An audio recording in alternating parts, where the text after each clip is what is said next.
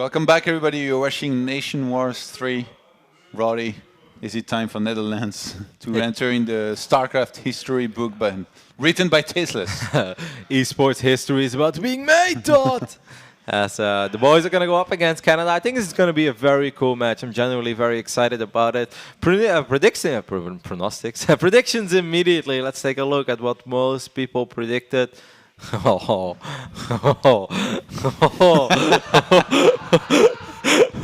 the hell is this? Aren't you the guy who predicted Poland against France? Did I? Yeah, well, I was. Payback's a bitch! And I was spot on. I was spot on. Yeah, well. Unlike you. And I'm going to be as well. We'll see about that. Well, 3-4, Todd. At least you predicted a very close match. Game. At least I give you that. Most people are predicting Holland, though, so there's a lot of fate in my country. 4-2 for Canada. That guy you can unfriend. We were never friends to begin with, dude. I think it's going to be such a good match. I have no idea. I'm very curious to see who's going to be the first two players. We're going to find out soon, of course, as soon as we have the captain's interview ready. Winning this is obviously a very big deal, because even if you lose, you can still go on at second place, but whenever you finish second, there's always a chance you run into Korea, assuming that Korea is going to win that group tomorrow. Otherwise, you know, if you finish second, you can face Ukraine, and I actually think that Holland would do fine against Ukraine. And the other group winner was Poland. Well, I don't think we want to play Poland in the quarterfinals. They're pretty damn good. Yeah, you'll save them for the quarters or the finals. Of course, if you win the group, there's no guarantee you're going to get an easy quarterfinal. It depends, though. If the boys from Netherlands are doing really well against them, maybe they won't mind playing Poland as much. You know what will also be a very amazing match? If Holland would win that group and Germany is going to be the runner-up tomorrow, and it would be a Holland against Germany in the quarterfinal. This is a rivalry, mate. Holland-Germany. Yeah, but like, it's a rivalry for the ages. Yeah, but not in StarCraft. Well, we'll make it one. I love how like you transfer over the rivalries from like football. No, but it's not just football. Holland Germany is always a rivalry, like in hockey and stuff as well. You know, we're not good at a lot of sports, but even in ice skating, you know, to go back in the days, one of the very few things Holland is very good at. Ice skating? Okay, yeah. I didn't even know. No, we dominate ice skating, mate. At the last Olympics, there were actually a lot of people whining that they gave away too many medals in ice skating, which fluctuated the table, because Holland was like one of the best performing countries in the world when it came to the Olympics, but we got every single medal in ice skating, yeah. And then people were whining about it. Okay, it's like figure skating, right? No, like speed skating. Ah, okay. Like the 500, the 1000, 1500 meter, etc. They're pretty good in everything. Okay. Cool, but I believe we got the interview ready here with our captains, so take it away, guys. Hello, everyone. Welcome here in the public viewing area. Hey, man. Hello, Toots. How's it going? Oh, fine. I can't wait to see this encounter. And the casters seem divided about the predictions about who is going to win. You chose Canada. Yeah. Rossi doesn't like you anymore. But I still like him. I still like him. But Canada really impressed me. I think they have a balanced roster, so I think they will take it. Okay. Yeah. All right. Are Canada and Netherlands here? Hello, guys. Hi. What's up? Hello, boys. Are you excited for this match? Of course. Desro. First of all, Harsam, did you see what Desro tweeted? Just? No, I didn't. Okay, well, he tweeted a picture of a ladder game he played just now where he beat Yona, and then was like, is this a preview as what's to come? What do you think about that, Harsam? I don't have any thoughts on this, honestly. Okay. It's just, if this is what Canada has to resort to, then I think we're in a good spot. Desro, how comfortable and confident are you to actually take down the Netherlands here? You've got a good team. Let's talk here. Well, to be honest, they're definitely the best team in the group, in our group. Not many foreigners have the ball to go to Korea and like give up their social life to practice. Wait. Did he give up his social life? Kevin, do you have a social life? I mean, like, I'm sure he's made friends in Korea, but like, it's a big change. And then Utermal is full time. So really, Netherlands is the best, most well-rounded team in our group. But we can still do it. All right. Harstem, how confident are you against Canada? I'm quite confident that we're going to. We have such a well-rounded roster. I'm very happy with our players. Yeah, I just feel like we're going to do very well. Okay, what player do you fear the most, and what player do you fear the least in Canada? Fear Destro the least, and I fear Huck the most. Okay, why is that? I only fear Huck the most because I don't know anything about him. He has a bit of the hidden factor, you know. All right. But he's been the one that's been streaming the most. How is he hidden? Well, I don't watch his stream. I explained it earlier. I'm not sure if you're paying attention, but watching NA players play makes my IQ drop. Sure, buddy, sure. I love this, Kevin. All right, so Dejo, let's Sorry, go. Dad. Dejo, let's go to you first. Score prediction, and then a couple of words to Team Holland and all the Dutch people watching this.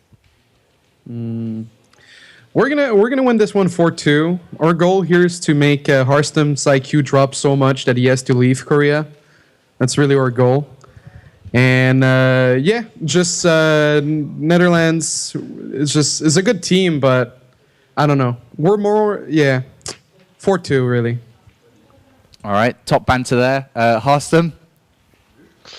Well, I predicted it correct last time, so I would like some credit for that. 4-1 I said, and 4-1 it was. This time, however, we're going to be a bit more bold. We're going for the 4-0. We're going to get an all kill. All right, and who is going to play first for both team? Arstem? Well, take a guess if I'm predicting 4-0. Is it you, Kevin? It is, Sean. It is. Tesra, who's your guy? Damn, it's your gonna be first Scarlet. player? All right, Scarlet versus Harstem.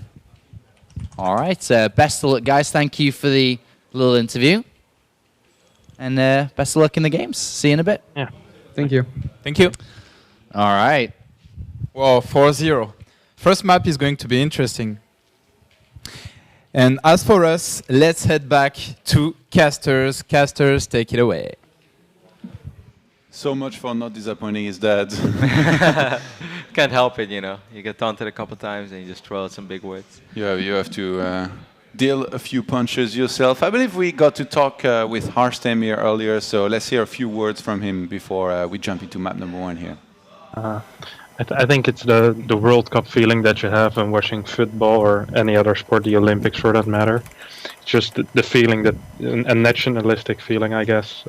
It's really nice to play with people that speak your own language and talk about it and beat other countries. It feels really good, and it's always nice to get encouraging and supportive tweets or messages from your own countrymen that are supporting you. So I guess it's just a nationalistic feeling. I would love it. The only other time I've been able to play in front of a crowd in France was at DreamHack Tours, and it probably was the best crowd I've ever played in front of.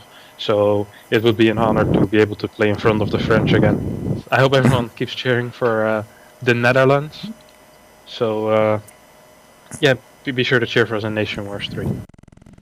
Here goes all the ventriloquism jokes that we can make with that photo, but definitely it goes with what you were saying, you know, of like the Olympics and stuff, with being able to represent your country. Yeah, we actually talked about this earlier, but you also defended your country once upon a time. Yes, I did. Did I In lose Warcraft against you? 3. Did I lose against you in NationWars? I don't No. remember. I did a long time ago. We did actually make it. I mean, this is ancient history, but 2007, I believe it was. Could have been 2008 as well. There was a Nations War in Warcraft 3 as well. Only two nations would make it to the offline final. And back then, that's actually ironic because they just played against each other. The Nation War final in Warcraft 3 2007 or 8 was Netherlands against Denmark. I did get a couple of good wins online, but offline thought I choked. I choked like a little boy. And It's just not good enough. Yeah. we see Harstem here. His nemesis is 4GG. Won't have to worry about that one here because Korea's not playing just yet and 4G ain't on the team. So definitely looking forward personally to seeing Harstem in action here finally. He was afraid, you know, he had woken up from nothing. He might not even get to play. So he told his teammates, all right, boys, it's time.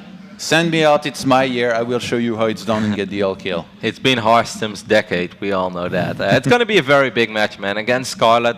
He mentioned that he recently went up against Scarlet in a show match and he was able to win 3-1, so he's probably feeling pretty good about this one. We are playing this game, of course, on the North American server. Harstem currently being in Korea, that's not an advantage for him, but for Scarlet. But I think PvZ comes more down to I would say build order choose and map presence and just picking the right build, doing the right thing, and not necessarily on that 0.1 second of reaction time that maybe matters a little bit more in, let's say, a PvP. I think Scarlett mentioned earlier something about not particularly liking to play against Protoss, if I'm right. So sadly for her, not gonna quite be the case here. That has definitely been the case in the past. I mean, we all know that, right? In Heart of the Swarm, Scarlet didn't really like the matchup. But I think it's safe to say that in Legacy it plays out very different. And I think we're in for a treat. It's going to be a very good match. This is not one of these NationWars where you will say, like, all right, it's going to come down to, for example, Harstem versus Scarlet. The winner is going to win this team battle. That it's not the case. Hawk can pretty much beat anyone on his best day. And even Desro showed us already that if you can defeat Major, you can also defeat anyone on the Dutch roster. That doesn't mean he's the favorite? No, absolutely not. But is he capable? Hell yeah. So there's a lot of depth in both of these rosters, and that means good news for us. Hopefully a very exciting Nation War. How about same Shisha in NationWars 3? Having a good time at home? On cheeky Thursday evening? Lovely setup. Wow. We're watching OGaming TV tonight. This guy emptied the liquor closet. It's like he's going full Nathanias here. Where's the Pikachu outfit, man? Just put it on. you get a prize from OGaming as well. Go Canada. Whoa, savage, mate. Unnecessary.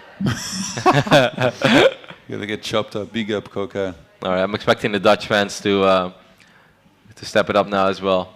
Look at that baby, a future pro gamer right there, in the making. He's dreaming about the Dutch victory. I'm not sure about that one. Well, I know a lot of Dutchies are, I thought. Yeah. You know what's actually really cool as well? That Holland is not too far from Paris. It doesn't really matter where you live in the Netherlands because it's such a small country. That I do think that if Netherlands would make it to the semi-finals, quite a few Dutch fans would probably travel down to cheer for our country. And that would be awesome. I mean, that would be so great for those guys as well. They don't have much else, right? After the Euro qualifiers. Who cares about football anyway? I don't even watch it. I don't even watch it. All right, we're almost ready to hop into our first match. It's going to be played on Orbital Shipyard. I think a very fair, straightforward map as well. Just like Dust Tower, it's one of the two more popular maps in the current map pool. I think it's a good Protoss map, very safe to go Nexus first. Even if you go up against a 12 pool, there's still plenty of ways to deal with that temporary full wall off, etc., etc. So he should be fine. It's supposed to be like a pretty decent map for Terran, I think, though, right? Like maybe maybe Canada had anticipated Uthermal to come out first, especially with how he just played. So I think Canada was probably trying to get a snipe here with Scarlet against Uthermal, but. I mean, it could have been that they expected a ZVZ as well. Scarlet has traditionally been very strong in ZVZ. This is a very straightforward ZVZ map, so that wouldn't be surprised. But we're going to deal with it. It's going to be PvZ. It's going to be a big match. And of course, if Canada would end up losing, then who do you send? Do you send Desro in a PvP? Do you send Hawk in a PvP? It would be a PvP regardless. But I'm getting a little ahead of myself over here. Yeah, I'm excited for this one, man. This is a big one. Like the last one, of course, Denmark is scary because Space Marine, I know he's good, and Bonnie is always intimidating. But I was pretty damn confident that Holland was going to win it. This one, I think, is, well, I think like 55-45 in favor of Holland. Yeah, that's it. Mm. I think we are the favorite. Okay, I thought you would have said like more of a favorite than 55-45. I'm being realistic. I think Hawk is very good. I mean, I watch Hawk's stream a lot as well. Yeah. I think Hawk in Legacy is very strong, and the more chances he has. What do you think about Harstem's comments about his IQ dropping? Well, that probably means he's seen my ladder games, and I understand then, as I play a lot on the North American server. I mean, obviously it's just friendly banter. Harstem will know that this is top going banter. to be this is going to be a tough match. His specialty. PVZ is 57%, kind of what I expected. I enjoy playing on this map. Of course, the fourth base is long ways from the third and the natural and the main, which is not necessarily always a worse thing for Protoss than it is for Zerg, because we all know how important that fourth base can be for Zerg as well. The one thing that Hearthstone really has to be on top of is, of course, the creep spread. I mean, Scarlet already showed us earlier today that if you give her the freedom, and I mean, Major didn't even give her the freedom to spread creep however she wanted, but she's so good in renewing those tumors over and over again. And even though I'm not a Zerg fan or a Zerg player, that's an absolute joy and treat to watch. Because, you know, whenever I play Zerg, I always like, this game I'm going to focus on my creep spread, and then you lose a couple of creep tumors, and then I just, like, I'm so busy with everything else. But Scarlet, she's always on top of renewing those tumors immediately, having active queens. If she ends up losing one, she'll send a new one immediately. Against Protoss, though, maybe not as significantly important as it is against Terran. Creep recedes very fast as well in Legacy of the Void. Yeah, but still though, it's just map vision, it's map presence, makes it a lot less likely for War Prisms to be very effective or adapts or anything, so it's still going to be pretty damn crucial that Hearthstone stays on top of it. Zerg's not always easy to deal with, and I feel like, especially in Legacy of the Void, you know, how they can go up to a lot of bases and then be really scary in that late game, so I'm looking here. I'm turning my attention to Hearthstone and what build is going to come out swinging with here. I mean, how exciting is this? Hearthstone has been in Korea for a while. He's one of those foreigners that just moves over whenever he can, and he wants to be the best pro gamer that he can possibly be. You know, no excuses, just go for it, get himself the best practice. So even if you're not emotionally involved in this NationWars, this should be very exciting. You know, see how well he's been doing. Of course, if you go to Korea, that doesn't mean that just snap your fingers and immediately you're better. Most of the time, it kind of happens over time, but I think this is an awesome little sneak peek in seeing how good Hearthstone has become, or maybe will become, in the future. Let's jump into it here, starting on the top-hand side of Orbital Shipyard, playing as the Red Zerg, and for Canada, it is, of course, Scarlet. I'll give her a Wale as well. On the bottom side of Orbital Shipyard, we're looking at the main base of our blue Protoss. He's the man. We call him Captain King Hearthstone. How do you say it? Like a cheer in Dutch, like, you know, come on or Wale? Yeah, like Hup Holland Hup is probably the most common. Hup Holland Hup. Yeah, Hup Holland Hup. Okay, not quite as hype as. What do you want, Todd? What do you want? Let us have our little cheerful. We've got quite a few. I mean, most of it are more songs, you know. They're a little bit slower, but they do give you good songs. All right, go ahead. No, I think I've learned from my own stream. Come on, a little bit. That I shouldn't. Give us a teaser. It's just like, wij houden van Oranje. It's like, wij houden van Oranje. And then it goes on for a while. Isn't that the goodbye song? It's a closing song, yeah, but you know, we'll sing it after victory. All the boys will have it on repeat tonight. Okay, fair enough. Alright, so Cheeky Scout here by Hearthstone. We'll see the hatch first. It was followed up by Spawning Pool and an Extractor. It's very important to see that there is gas being taken here. You don't want to send your pro back too early, because sometimes you'll play a little safer. You're like, okay, I saw an Extractor, and then actually the Extractor got cancelled, or the Zerg player is actually not mining from it. So you want to keep it around for as long as possible, which is exactly what he's doing. I like this already. Yeah, the double gate like this, definitely going to give some potential as well to go into Adepts if he wanted to. Scarlet being a little bit playful here. Don't fall for it, Prob. It's a misses. Eye on the prize. Eye on the prize, Hearthstone. Eye on the prize. You know, in French it's une prob. So it's female. Today I learned that. I love expanding my French vocabulary. Been working hard on it. Yeah, well, yeah. We heard Apollo earlier. So Yeah, go ahead. No, you have to. Yeah, actually, Apollo did pretty good. He knew way more than I. All I know is je m'appelle Kevin, tu t'appelles Johan, and then ça va, and rue de sept garçons. I told you, like, this will never come into any kind of usefulness, you know this. Unless you live at rue de sept garçons. Yeah, but like, okay, yeah, you don't really say a street though, do you? Third hatch going down. Where do you hear this from? It was the name of my textbook in high school. Oh. Yeah, I was thinking they teach useful stuff at school. Well, they taught us quite a few useful things. How to get directions at La Gare du Nord, but I have to admit I forgot most of it. Two Adepts making their way across the map. Speed is only halfway down, so there's a good chance that these Adepts will be able to achieve quite a bit of damage. First, Hearthstone, of course, wants to see if this hatchery is here. Yes, it is. Is he gonna go in? I think most likely he will teleport to these adepts, especially after only seeing 2 links. He has to be careful though, because there are a lot of links about to pop out. First probe, well, okay, 2 probes so far. You gotta wait a couple seconds until the adept shadow is off cooldown again. So far, I think this is pretty decent for Harstem. Is he gonna morph to it? Oh, yes, he wasn't he is. in the middle line. Well, 4 drones. Okay, no focus Probably fire. had right one now. more if you target it. Yep. That's not the hatchery you want to be shooting at, bro. So just the 4 initial drones, but that's, I guess Scarlet had to pull drones for a second. And now Harstem's on 36 probes against 31 drones, and he's starting a 3rd base already, so... As a Protoss player, Johan, would you be satisfied with that? I think Yeah. I think it's all right. You know, It's 4 pretty drones, lost mining time, good scout. I think it's really good, yeah. Especially since right now, like Harstem is only going to be chrono boosting out his own probes. That 3rd base is just going to be so safe to take with the photon overcharge that he's going to have available to use there against those links. It's really funny because at first, Legacy of the Void, I was always worried that it would be very difficult for Protoss to go up to 3 bases, but with the new photon overcharge, it's actually easier than ever. It's just you get a couple pylons and you can. Do you think he logged that probe in on purpose? I think Oh, it's not logged. No. Okay. Boom.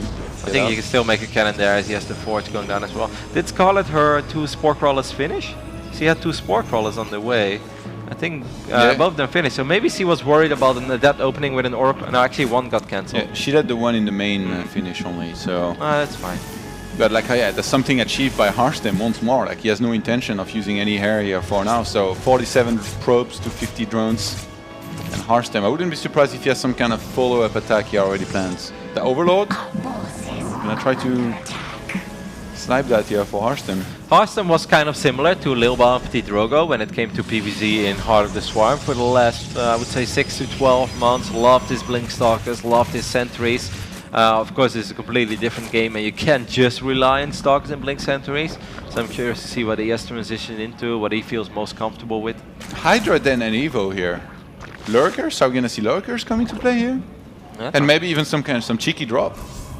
Even though the Evo right now is going to be used obviously for some upgrades here with the missile starting. Drone is heading out, trying to morph into a hatchery at the left top side of the map. Harstem would love to scout this. I think if he sends his gateway units there, he should be able to force a cancel on it. Instead, he's walking straight into the 3rd base, where I don't think he's going to be able to do a whole lot.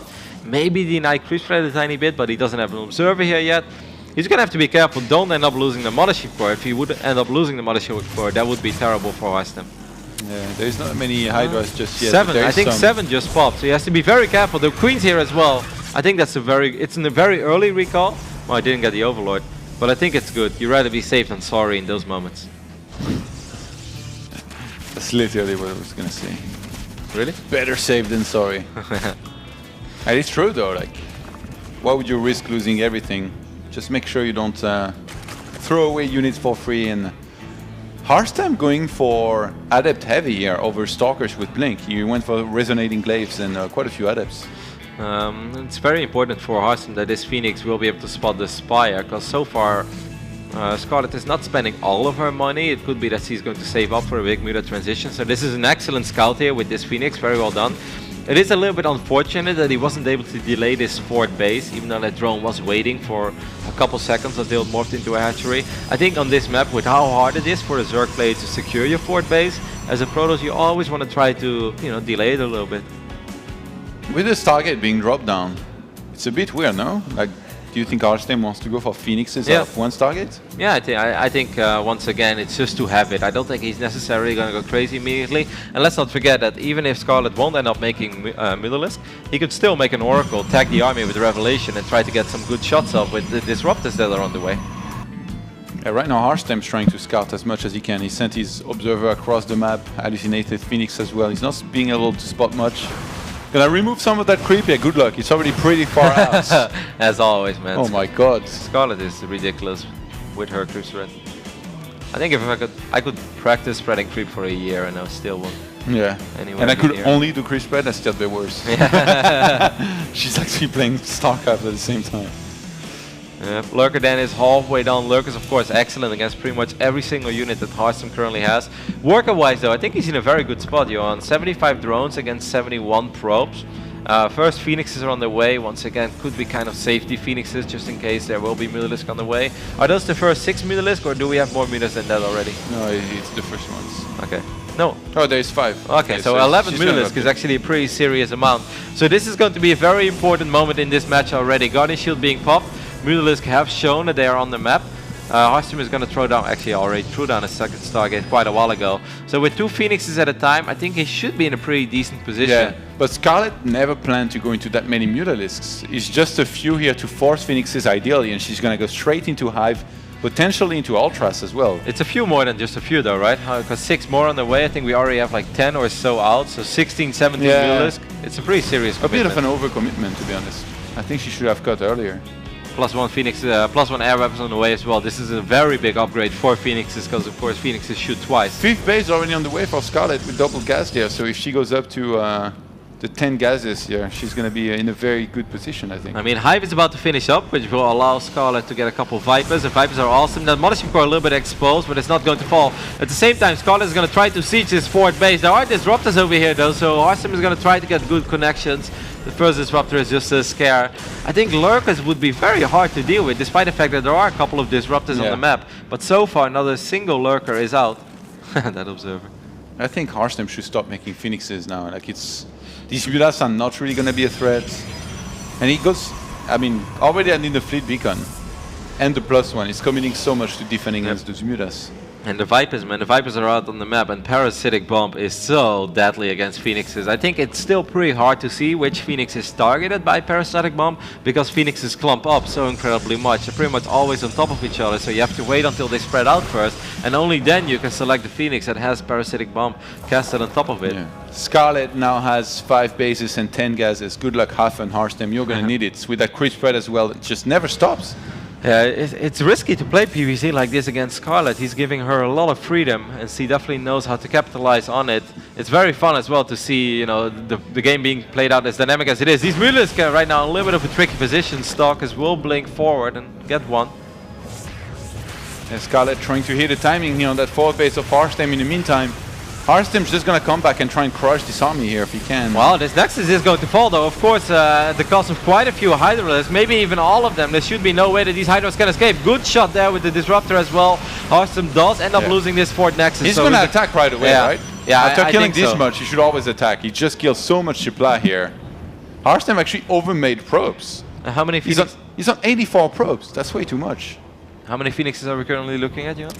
He's got 8. Okay, I think 8 Phoenixes with range and +1 should be enough to deal with the Mutalisk while you counterattack on the other side of the map. But this is where things get tricky, of course. 6 Lurkers are currently morphing, while Hearthstone is going to try to go up to a 5th base. And Ultralisk Cavern is done. Oh, Phoenixes, that's not what you want to do with your Phoenixes. Hearthstone flies them straight in, ends up losing 2 or 3. The Lurkers, they're about to finish here. Oh, actually, there's nothing to cover them. Stay there with your units, Scarlet, otherwise he's going to go bad. They're Disruptors could shoot. Oh my god, this game is getting so crazy. A couple of the Disruptors do get connections Mutas with are the flying Lurkers. back and are going to be flanking this army. There is no recall available. Yeah, all the Phoenixes died as well. This is going to be very tricky. The Blinding Cloud as well. Cloud. Wow, that's an awesome Blinding Cloud. So sick. The Lurkers are going to push this army back for now. And Hearthstone in the meantime is taking a 5th base, but Scarlet has suffered no economic damage here the entire game, other than for those few adepts in the start of the game that killed a few drones. Hearthstone lost a lot of very expensive unit there. He lost pretty much all of his Phoenixes. He does have 3 Stargates. Man, he already lost 12 Phoenixes while only killing 17 Mutalisks, so that is something that could have been better from my Dutch Protoss. The only thing that's kind of good for Hearthstone is that these Ultras that are going to pop, they've got decent upgrades, but they're not super Ultras immediately. It's not 3-3 Ultras. Hearthstone needs to be careful. He's moving out here once more a little bit. I think like with his own 5th base coming up, he should be in a good position if he just maxes out, walk on his composition, but it seems like he really wants to fight right now. I think it's very scary to do that against Scarlet though, because you know she's going to take the entire map. Her macro is ridiculous, her creep spread is insane, so if you sit back, you know that she's going to see everything that's going to happen at a certain point. And even then, if you win a fight, counterattacking will always be incredibly difficult. Both players doing such a sick job of spending their minerals and gas, actually. Like in terms of macro, it's been such a clean game. Hearthstone now on the 5 bases. I think this is very risky as well, because you know there are Vipers out on the map, so if Parasitic Bomb is getting dropped. Okay, this is a very good engagement for Hearthstone. Blink forward, gets quite a few Mutalisk, like 4 or 5 there.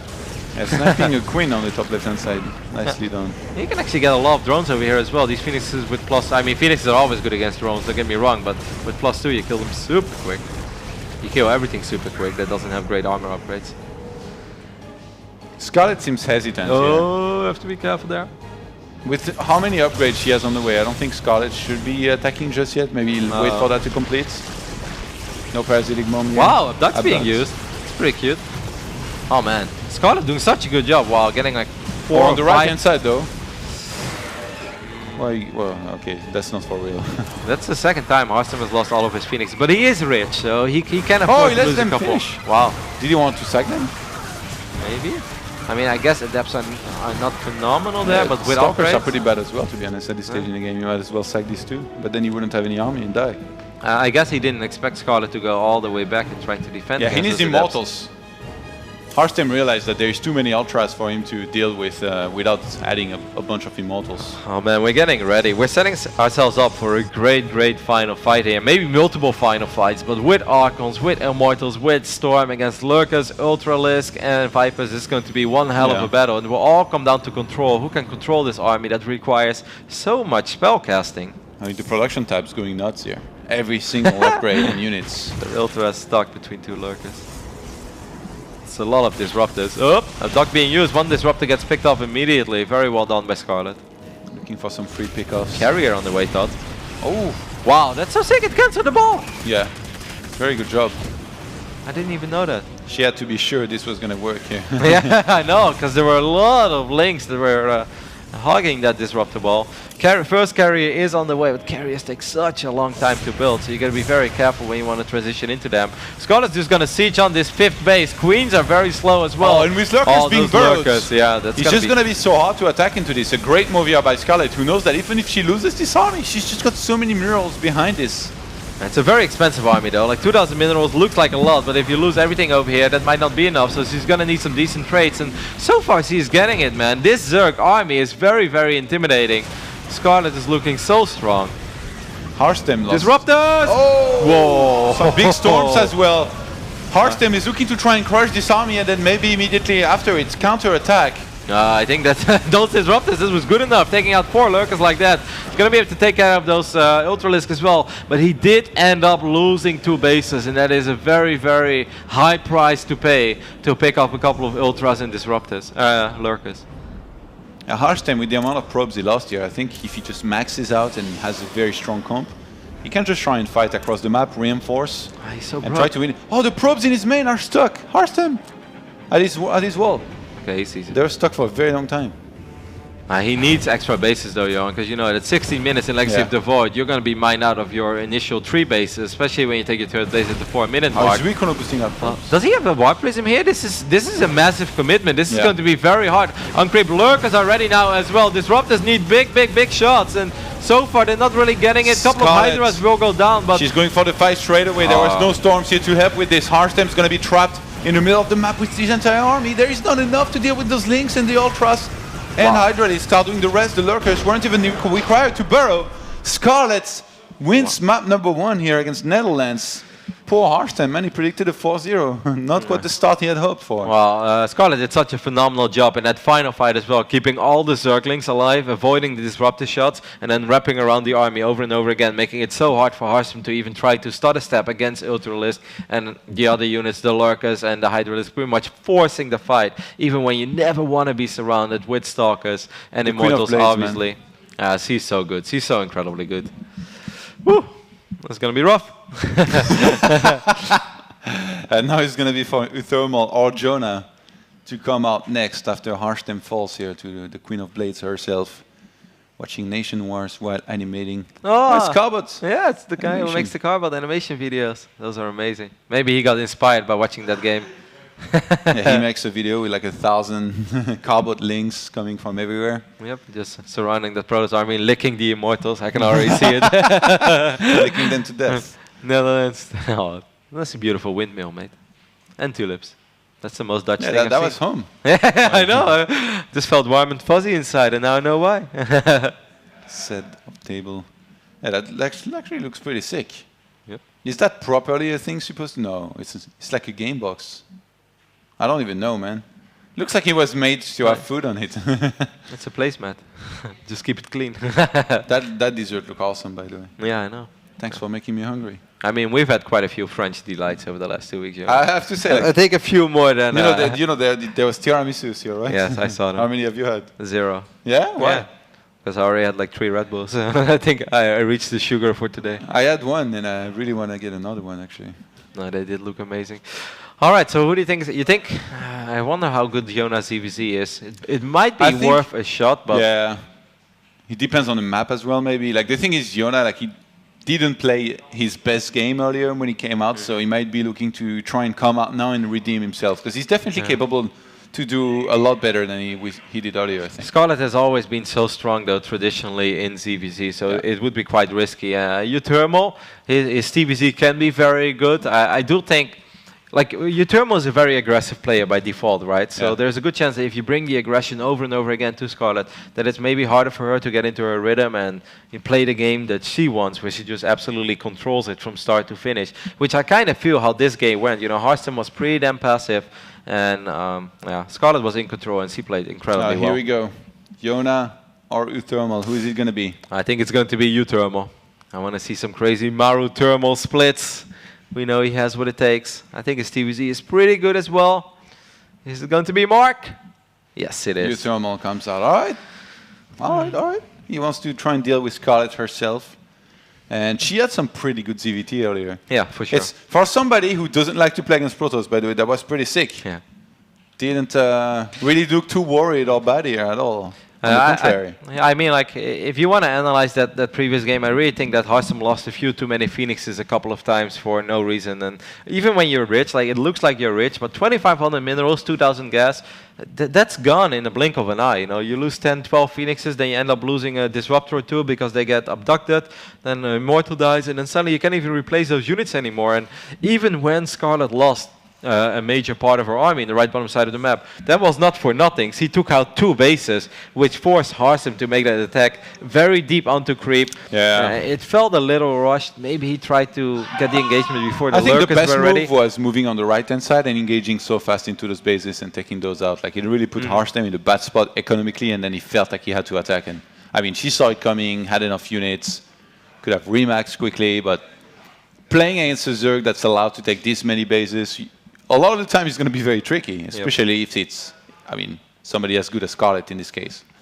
How good is she, man? Like, I know that she was not going to be weak by any means, because if you're once upon a time, if you're that good, you'll always be good. But she's truly surprising me today, even better than I thought she was going to be. Yeah. Desro, probably sitting pretty here. I mean, happy about this. It's a great spot right now if you're Desro, man. Like, even Huck, look at that smile. That's a cheeky smile right there. Huck's hair is pretty long, by the way. I noticed in the interviews. Looks good on him, man. I have to admit. Yeah? Yeah, I think it looks awesome. Finding some inspiration for your own hairstyle? Yeah, I regret it. Like, after looking at Huck, like, damn, that man is handsome with long hair. Should have never shaved it off. What did I do? Why did I have that many Jaeger shots the night before? No, just kidding, guys. Desro is such a savage. He just wrote in the Twitch chat, poor Hearthstone with the IQ loss. It's not about winning the first battle, Johan. It's about winning the war. Don't celebrate before it's over. Do you know what the next map is going to be? I think that's pretty important. Let's see. The game's not up yet, I think. Right. And Liquipedia is not updated. Irony! Get to work. Actually, like for the first few Clan Wars, all the maps were listed on Liquipedia, but now no more. I saw no idea, sadly. All right, of course, this is going to be the last clan war of the day. Tomorrow we'll be back with the final 2 clan wars. First Mexico against Denmark, and then the winner of that clan war will play against the loser of this one, which is either going to be Canada or Holland. I still believe in Holland. It's a rough start for sure, especially losing our captain, Kev the King, but there's a good chance we'll see him maybe later in the ace match again, if it even comes to that. The captain, it feels like, is it self-proclaimed? Like, do they ask? No, they'll probably like discuss it in the group. You know, I'm sure that the guys. Yeah, what happens if there's a power struggle? A best of 3, winner takes captain. That's how you settle things, Todd. It's not the Wild Wild West anymore. You don't have to shoot people. You just settle it in a best of 3. No pistol duel anymore. I've had people in my team a long time ago in Warcraft 3 They didn't like each other very much, but neither of them was the captain. So then they said best of 3, loser leaves the team. And did the loser do it? The loser did not leave the team, but I will not announce who it was. I think I know. Yeah, Probably leg Dirk or something. maybe. All right, we're about to get started here. I want to see what second map is. Yeah, the Here map we is go. actually a very big deal. Dust Dust Towers, okay. I mean, it's not too different from Orbital Shipyard, I feel. Well, I mean, this is a very big game. It's a very fair map. TVZ, it's 44%. I think it can be maybe a little bit tricky for for Zerg to get up to 4 bases. Most of the time, let's say if you spawn at the right top side, I think you'd rather take 3 o'clock than the base closer to your main because of that high ground. As Johan is looking at the ladder ranking of Utermo, what do you want to say, Johan? Yeah, he's doing pretty well. Ranked 9 right now. Quite a few games played. What are his statistics against Zerg? Let's see. Terran versus Zerg, 73%. Second best matchup statistically. And that's across 146 games. He's played so much. Oh my god. Damn. 369 games this season. Not I- quite as much as you, but I got 480 on the NA and I haven't even been able to play for the last 7 or 8 days. But well, you're a machine, Roddy. I'm pretty sure that his practice is slightly better than mine, Todd. Not only is it top of the European server. This is a very important game. I think like if Scarlet wins here, Yeah. Netherlands is in such a bad spot. Yep. Yona has to come out as last. I mean, He's got this really good ZVZ as you mentioned, and then it's down to the revive, but like the entire lineup of Canada is still alive. I know. This is a massive, massive game. But Utermo has played a lot of big games in the past. He has defeated world-class Zerg players in the past. Haven't seen a whole lot of him TVZ yet in Legacy of the Void, but I believe. They wouldn't send him out if he's not Yeah. confident. Because like, if I know Yona well, then maybe a ZVZ wouldn't have been like a super far shot. If Utermo feels very unconfident, then you may as well send Yona in and see if he can get lucky. Then again, Scarlet, her ZVZ looked so incredibly good early today against Jim Rising. I don't think I've ever seen a player defend against like 8 or 10 Banelings without losing a single drone and losing one Link, just pure focus fire of the Queens and Link Bane positioning. And we've got a price pool update here that we just saw come up. The price pool started at $15,000 with every donations that you make here on the stream. 40% of that goes towards the price pool, and we'll go to the player FC. And I think we were at 16,000. Was it 600 and how much was it exactly? Can we didn't bring see it it. back up? 16,366. So Alright.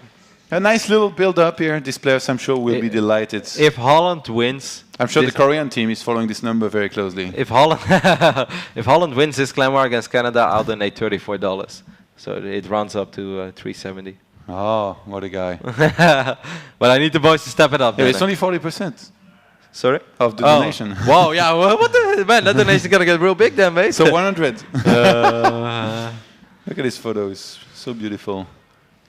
Stepping over Huck's face and Desro Panda. Please rectoning. I know that guy. He's cool. He's very passionate. He's always watching. He's been to a couple of local events as well. I shared a subway with him when we went to a small event in Rotterdam. Small little Yeah, soccer. he's one of the few lucky people in this world who shared a subway with you. Yeah, no, he actually. Well, no, I'm not talking about the sandwich. I'm talking about the metro. Yeah, he lives like Same 5 thing. minutes away from where my parents live. Okay. I know, but he supports the wrong team in Rotterdam. Actually, he supports the smaller football team. I give him a hard time for that. Which one? Sparta. I mean, Rotterdam has like 3 football teams. One is very small. One is Really? decent size. Yeah. I thought one terrible team was enough for them. Isn't Uthermal from Rotterdam as well? He's near. I think he's from Like nearby. Vlissingen or Kralingen. One of the two. I'm pretty like yeah. I remember maybe it was on Twitter or something. Vlaardingen. Like he put Rotterdam at some point, like as his city of origin. I mean, everybody wants to be affiliated with Rotterdam, Todd. It's a pretty beautiful place. Yeah, you were talking earlier about how you might ask the city of Rotterdam to give you the official No. Twitter.com/Rotterdam account. No, because that- you're more famous than them.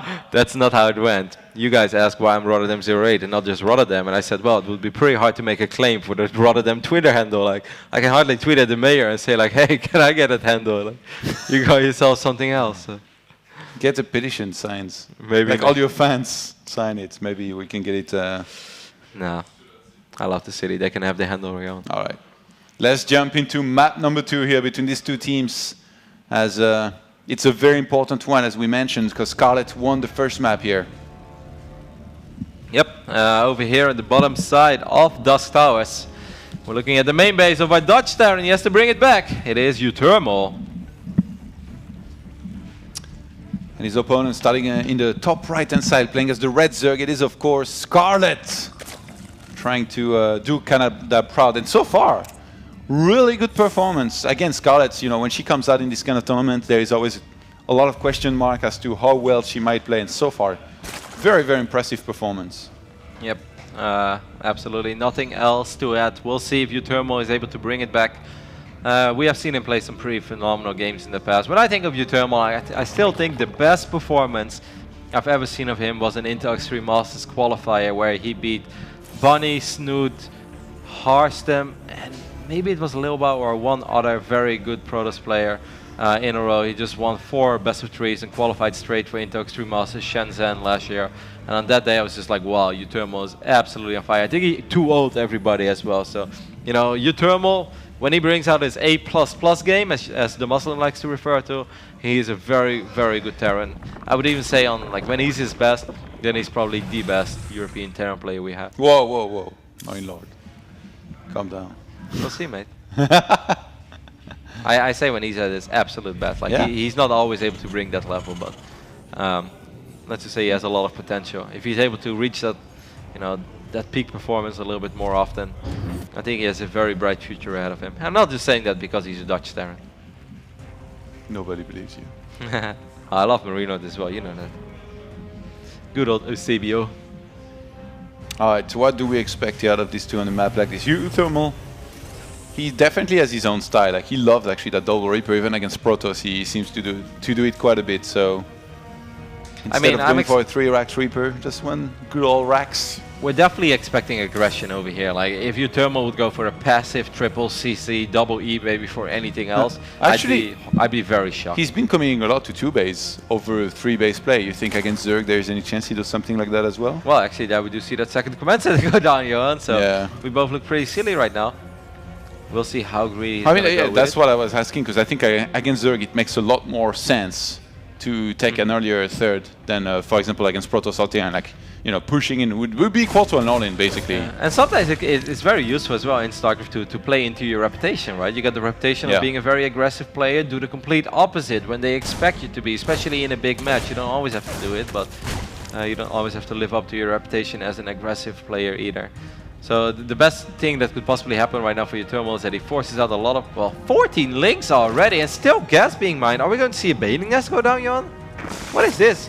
Are we going to see a Roach one go down? Yeah, maybe it has to be a bailing nest, right? Might be trying to play to our reputation. Uthermal trying to get a scout here. This is the complete opposite of what I expected. Yeah. I think he did get a very good scout up there. He's going to end up losing both Reapers, but at least he knows what is up. He saw how much gas was mined here, which is the best information in this game. Scarlet is going to adjust. She knows that Uthermal saw how much gas was mined, so it's less likely that something like an all-in will be able to work. So she just starts another base here. I was wondering, is there an Overlord? Oh, well, there's no evolution chamber, so I thought... I mean, Scarlet made a lot of Zerglings. By the way, Netherlands, definitely I think one of the countries in Europe that has like the most good players, you know, because even though like, you know, this is the 3 players here, Harstem, Uthermal and Jonah, there's guys like Red, that are also very, very good, could have very well made this team. Optimus Legends like Robbie. Optimus is also a very strong up-and-coming player. Terran, right? Yes. All right, and then Roddy, of course. Roddy still got some work to do. He's going to be playing at Home Story Cup. Hype. 0-4 club. No pressure. Alright. Well, this is going to be hard. I don't think Uthermal can secure this base. He has to be very careful. There is an evolution chamber down right now, so that one Overlord could potentially morph into a drop Overlord. Double Liberator already in production for Uthermal. Can of course use them defensively and aggressively. Oh, yeah. It's for the middle lines. We've seen how he does it against Protoss. I played him a few times on ladder as well. Trust me, like especially on this map, like it seems to be the one map where he's like, all right, no matter what, Liberator, mineral line, let's have some fun. Because even if you get some Queen, even if you get some Spore, it's a lot of the time not enough. Against double Liberator in one single mineral line, you're gonna take quite a bit of damage. Yeah, and even if you just have a single Queen, like it takes a while before a single Queen is able to take out the Liberator, and you don't want to have all that lost mining time for that period of time. 2 more, maybe? We'll see. I mean, I do. What I am a little bit worried about is the size of that ramp for you. Yeah, 2 more. It's a very, very Bam. large ramp to cover. Protoss or Zerg, he doesn't care. He loves these liberators, man. The Hellion is going to spot a couple of links and roaches running across the map. Once again, Johan, I am a little bit worried about that ramp. These liberators shouldn't turn around, but I think the other two, he definitely has to keep him at home. He does have a safety tank as well. Good news though is that there is drones in the production tab for Uthermal, so it's not going to be crazy aggression. Otherwise, he could have ended up losing a lot of SCVs just the on one low over ground. here. Okay, this is not the most effective use of the liberator. Yeah, it took a long time to actually move that away. This is a lot Queen. better. Yeah. Okay, this. Oh, the queen is gonna. Oh! Whoa, my God, Wow, that was so close. close. That would have changed a lot, You by the way. almost cursed in Dutch right there, didn't you? No, not that much. Ravager's gonna get rid of this though. With ease. Wow, after one of those gets sniped actually, oh my God, that was sick. So far. So a little bit of lost mining time. Let's couple talk about the drones. creep spread. Not It's being, starting. yeah, not being denied here at all. Well, this is something that I do have faith in, that Uthermal is going to do a very good job in later. Because most of the time, once Uthermal starts being aggressive, he never stops. He will just keep on going. So I think that's something that he can eventually take care of. But we saw how important it is when Scarlet went up against Major. So far, I think it's still safe to say so good for Scarlet as I'm well. worried, Kev. What are you worried about, Johan? My prediction, because it may be a lot more one-sided than I thought. Oh! No comment. We'll see. Oh, that's almost a free liber. Oh, That's that not the safe zone. that would have been massive if you would make a free Ravager there. Those Overlords are a little bit misreadied. Pathogen glance. Okay, so these Liberators, Johan, slowly but steady, the damage is starting to pile up a little bit. Yeah. This is a long time that all of these drones are not mining. Usually this will translate into a huge supply lead from the Terran player, being able to prevent somebody from mining for this long. Look at the worker count as well. 71 SCVs against 69. Yeah, I don't that's think pretty we, sick, do actually. we have a fourth command center done? Not yet, I think. Yeah, not yet. Okay, so soon Uthermal is definitely going to commit to his aggression. 1-1 upgrades will finish up. Combat Shield is a little late, but we'll see what he does with it. 3 more barracks are about to finish up, and then 2 tanks as well. He has multiple tanks in production. Hive Tech is starting right now for Scarlet, so it's safe to say that the clock is ticking. Uthermal wants to get himself in a very, very advantageous position before he has to go up against Ultralisk. Maybe Army eventually. supply 63 to 36, surely. Like, there's going to be Yeah. so much here thrown at Scarlet that's... Yeah, she's still droning up though. She overdroned for sure here. 90 drones. You didn't need that. You need Scarlet for sure. Units are a little bit out of position. Getting this hatchery would be nice. Of course, there is still a 4th hatchery, so it's not the end of the world, but that's a very nice start. He could potentially start dropping maybe in the back of the natural as well. I think there's just a single spore there, but it's going to come down to big pushes. The good thing, though, what is massive, Jon, is that he just sniped the base at 3 o'clock, which means that the only fort base left for Scarlet is this one, which is very susceptible to aggression from the high ground here. Yeah. And there are multiple tanks in the army of Uthermal, so Uthermal setting himself up here to be in a very good position. That was actually a much bigger snipe than I anticipated at first. Because Scarlet is going to have a very hard time keeping that fort base I think safe. he might drop into the natural to bring all of the units of Scarlet there while he sets up on that 4th base. Yeah, and there's not a single spore crawler here. There's Fungo! Oh, she's But- going to try to land a chain with some pilot. Wow. That's a huge snipe. Look at the supply. 172 right now for Uthermal. He's about to drop quite a bit. 160, Yeah. lost 12 supply pretty much instantly. But can he defend, or can she defend here that position here at the Yeah. same time, Scarlet? Good luck, have fun. This is going to be very hard. I mean, do Did you he really break want the to go rocks? all around? Yeah, he did. I mean, this is quite terrible. Of course, Scarlet is still mining off 3 bases, and she still will be able to get Ultralisk out eventually. But being a 3-base Zerg at the 10-minute mark in Legacy of the Void, that's something that no Zerg likes to be in. You don't want to be in that spot. You don't want to find yourself in that position ever. Ultras on the way now, though. I think Yeah, Uthermal's exactly. not ready to deal with Ultras, and he's taken way too long to set up that 4th base, I think. Yeah. I mean, he's committing to this. He's hoping that Scarlet is making a bigger effort than she actually is in keeping that base Fungo. alive. Oh, that's huge. One will miss. He almost dodged it. Actually, he gets out of there, but... I mean, once Uthermal starts dropping, though, Johan, he's gonna turn it on. It's my jam, as Lucio would say. Quite a few drones are going to fall. let's break it down. Let's break it down. Slowly but Moving steady. with the payload. Oh, we should stop. There is no payload over here.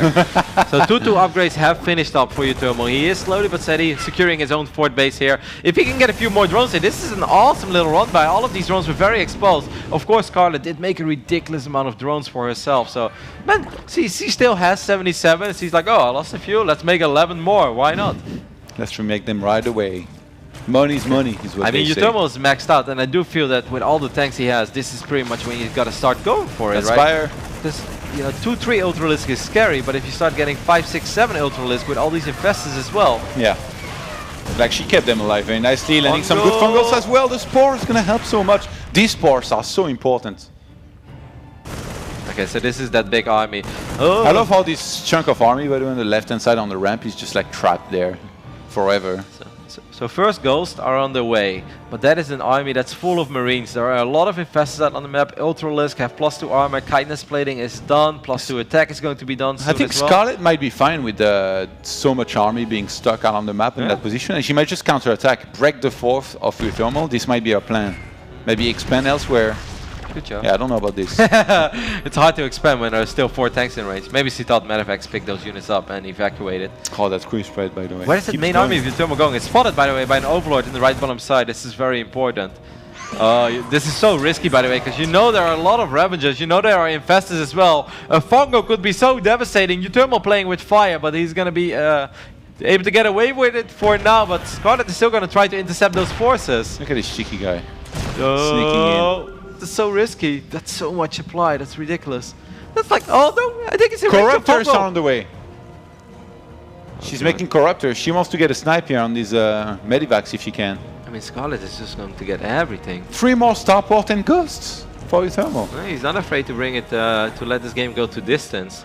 I mean, he knows that he has done a pretty damn good job in keeping Scarlet's economy. And I mean, Brood Lords are soon going to be made as well, because she's getting Corruptors plus the Greater Spire, so this could be very dangerous here. I mean, he knows that he did quite a bit of economic damage, right? So that is one thing that Utomo has going for himself. But Scarlet doesn't seem to be too bothered by anything that has happened so far. And she's just taking her time, and she's building up a very, very, very intimidating army. This is massive. And now he can go elsewhere with the 2 other Medivacs. He's going into the natural with the 2 other. There's still a Spore Crawler, though. You don't want to end up losing one of these Medivacs. It's going to take forever for Scarlet to come back and defend this properly. So this is going to do some damage as well in the net. He kept the base alive. Oh, the Greater Spire? No! He's right there. A couple of Broodlords. No siege though. Oh, there we go. So Scarlet's trying to come back here and defend this, but I think he's going to go down. A huge snipe here for Utomo. So nicely done. That was so smart. It was the best use by far that he could have made out of those units. It's still going to be 5 Broodlords regardless, though. Scarlet doing a very good job in morphing those Corruptors into Broodlords. He's going to liberate those Broodlords instantly, man. Man. This is it's kind of a bizarre. Really good game. It's so sick, by the way. This is like, you look at the clock, it's 13 minutes and 30 seconds. To my feeling, this has been like a 28-minute game, you know, where you feel like you've pretty much seen it all already. It's bizarre. Okay, this is finally going to be clean here. Goodbye, tank. That tank definitely deserves a Medal of Honor for the amount of time that it prevented Scarlet from mining off that base. And yeah, she's going to be retaking that base pretty much instantly, but already had taken the one bottom right-hand side in the very corner as well. So Scarlet was already on 5 bases. That's going to be her 6th. Pretty good position. Does Utomo have what it takes to deal with this very, very intimidating Zerg army? Wow. That does look like a lot of freedom. So he has a lot himself, but Ghosts, Liberators, Siege Tanks and Bio can be tricky to control together against Fungal in particular. That's going to be like the scariest part. The creep is already knocking at the front step of Utomo here. And these Ultras, man, they've got a lot of armor. Ghost Snipe is going to have to be used very effectively. A couple of Infestors get picked off immediately. That's a pretty uncharacteristic mistake. Sick dodge there on the Fungal. So that is good, but this is still an army that you have to respect. It's a very, very scary army. Utomo is a little bit richer, but not all that much. I do love how he's still dropping, still creating some sort of chaos on the other side of the map, which will most likely allow Scarlet to make a mistake a little bit quicker as well than if she would have all the time in the world to just focus on her army control. Needless to say, it's a pretty difficult army to control as well. All those Broodlords, the Ultras, and the Infestors, you want to synchronize your attacks properly. Let's see. It's a good Utomo split. loves Scarlet to attack into him, but he's going to be the one going into this army.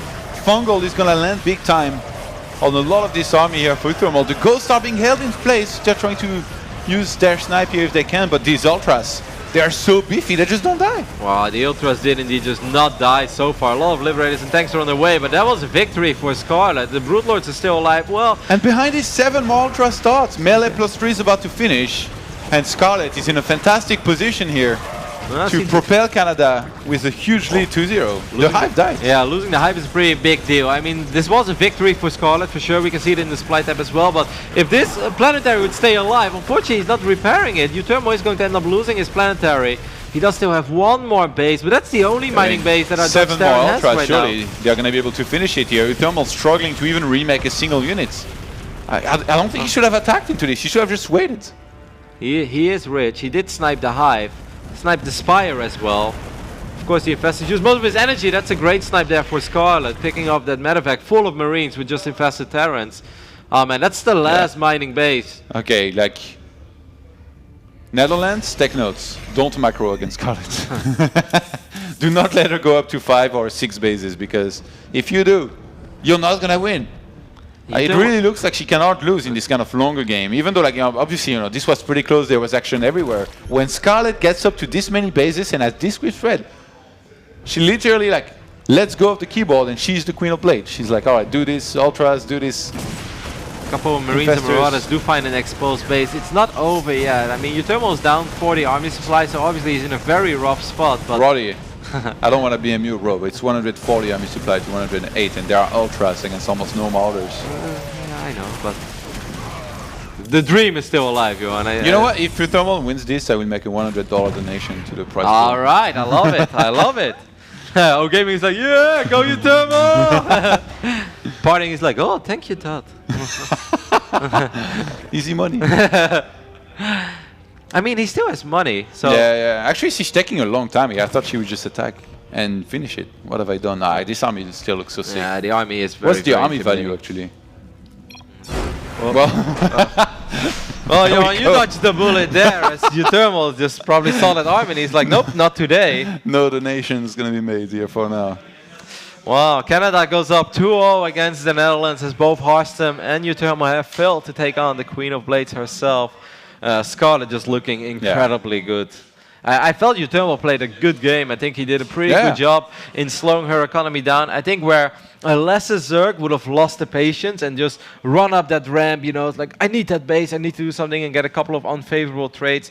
Scarlet just stayed so calm and composed, and she took her sweet time, but in the end, she was able to get this almost invincible army, and the engagement was just in her favor. A little bit surprised, though, to see Utermo tap out there. I mean, he still had a little bit of money. He was mining up the bases, but I guess that it would have been very difficult to defeat that army, but I would have loved to see him try. Look at this beautiful cat here. Reminds me of Elfie and his cat.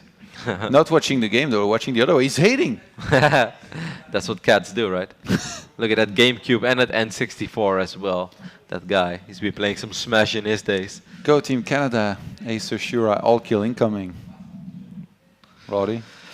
It's starting to look a little dicey, I'm not going to lie. Canada is looking very good. I mean, I do have a lot of love for Canada. Obviously, I want Holland to win. And even the Netherlands doesn't win here. Like, they've got the chance at taking second places tomorrow. It's not over, though, yet. It's just 2-0. All the pressure is going to be on Yoda. I mean, we've seen a couple of surprises before in NationWars, and obviously the next play for the Netherlands is going to be Jona. Is he Jona or Jonah? I think just Jona. We call him Jona. Yeah? I mean, that's how you That's read it the in Dutch pronunciation? I mean, it's not that different, right? But it's more just like, if a Dutch person would read his name, you read it as Jona. All right. It's Jona. Fine. I was just making sure. Well. In case we say Jona and it's Jonah. But yeah, I guess we'll be back after the break here with Jonah. Oh, as we just corrected it, with Jona against Scarlet for a ZVZ. Remember, Canada's up 2-0. Netherlands on the not in such a good shape. We'll see you guys after the break. Everybody to Nation Wars 3. Joining me are the two French guys. Well, there's a lot of two French guys, but here's two specific French guys. Two #1 French guys. There's, of course, Funker and Drogo. Drogo, you've been smashing nerds on ladder while these games are happening. You've got one screen watching the games and one screen crushing nerds. Yeah. You must be on top of the moon, man. Yeah, Yeah, I'm on top of my game. Gonna cast this Zerg versus whatever. You expert's back. know what? It's not whatever. It's ZVZ. It's ZVZ. It's Just your for you. matchup. Just for you. And the best part is, as much as this sounds like it's a bit of fun and stuff, he plays random, he plays Zerg, he knows a bit of this matchup, so he is our Zerg versus Do you Zerg play expert. random? Yes, I played random a bit. Uh-huh. Did you play Zerg or just random? Because I saw you played Zerg a few times in a row. Or was it just Yeah, I lucky? was going 1 base speed a few times, but didn't learn much. No, didn't learn much. Yeah. Do you play on your main account? Nah. Nah. Nah. Drogo's On got your many third accounts, barcode, man. like, Drogo's got many barcodes. yeah. Many of them. Freaking nerds. This is gonna be Scarlet versus who? Yona. Jonah. Ooh. Yona. Jonah. Yeah, so Scarlet's crushing though. And Yeah. what a day to turn up to play StarCraft at a high level. NationWars 3, start carrying your nation. She's playing so well. yeah, I mean, I was ready to bet money that Scarlet wouldn't do anything, and I would have lost a lot of money. Because, yeah, Scarlet is playing really good. I was hyping up Arstem, like, Arstem is gonna crush faces. And, yeah, I don't know. I think I'm on the wrong Don't server. you think like... Yeah, it's on NA. Yeah, I got Were switched, you, sorry. were you in Europe? Okay. Yeah, Todd left So, me, yeah. and she's even gonna have the network advantage on this one. No, that's Alt Tab. You don't want to do. Dude, I'm Alt trying to Tab. switch out of this silly French keyboard. Dude, there you're we so go. bad at this. Oh my god. No, she's gonna have. No, the game's starting without me. I can hear it Okay, counting down. it's okay. It's No. okay. It's okay. It's okay. It's okay. Game is live. I was trying Game to is switch live. region. Game Never is mind. live. Did we have the video of Fiona? Or No, yeah, we've yeah, already played no, it once. We did. She's already played today. It's gonna be Ruins of Storas in ZVZ. Doesn't tell us that much, but No. well, you know, it's ZVZ. So. No, I mean there could be. It's the gamble map. Any big map It's in a Zerg versus Zerg four-player always map. always been the gamble It's a map. right? four-player map. Yeah. I think the Dutch are just crossing their finger on like, please, you know, it's ZVZ, just do your thing and take out One- Scarlet. Win once, just Well, once. unfortunately, random has been minimized. As up here to the top left, representing Canada and killing it today, it is Scarlet. Ladies and gentlemen, that is Scarlet. Woohoo! Okay, that's not bad, your turn. Bottom left for Netherlands, and sadly for them, is our last hope.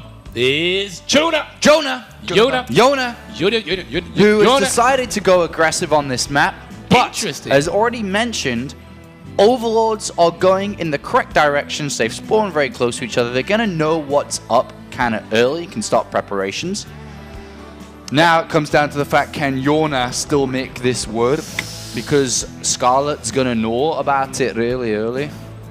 Know about it? Yeah, that was a weird no. But whatever. Just to say that Jonah is really sad right now. He is pretty sad. Like really sad. Like really, Really sad. Like even sadder Worse than than before. Todd after he's lost a bunch of ladder games. I know that reference. What, worse than He what? was doing some Hydra reference. What did he say? Worse than... No, it was like, this guy is really sad. He's really, really sad now, right now. Like even sadder than before. Yeah, you had to get the Oh, reference okay. to be part of the cool kids club. Yeah. You failed the Yeah. test. Yeah. I was talking myself as always. Yeah, it's okay. It's okay. It's That's a what common you do. problem. That's no, but you should watch that video. I'm pretty sure you did, but I'm the Hydra pretty Rage sure I did. video, Yeah, I did. the best footage I from did, his yeah, stream no. back in the day, is really sad. Yeah, okay. Okay, so those Zerglings, they get scouted really fast, and Scarlet went for the hatchery first into pool. And Scarlet. Surely you want to build a spine crawler as soon as possible. Yeah, Yeah, like definitely. every time I've seen this, the defender always took Agas's. But I don't think Scarlet's. Yeah, Scarlet is going for the double spine crawler. Double thing. spine. That's interesting. I've never seen that. Even though myself is the experts. Oh, it's okay, Drogo. Sometimes experts don't know everything, but they learn really fast. So you'll add this to your But I guess this is one of knowledge. the Repertoire. repertoire. Love that French word.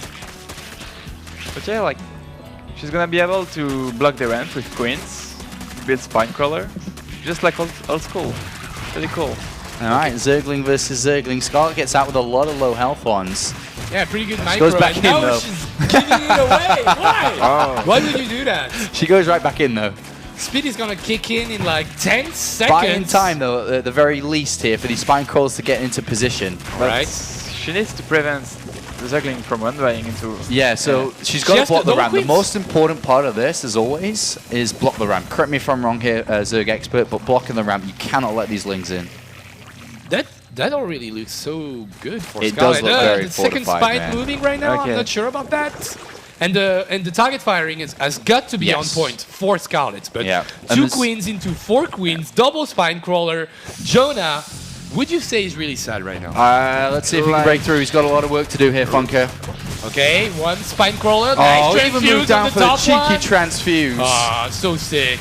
And the Oh, queens are in man. position. The target firing was on Oh, point. And Scarlet holds easily, comfortably. Easily, Funker. And that now looks there's another queen, there's even another better. spine. You know what?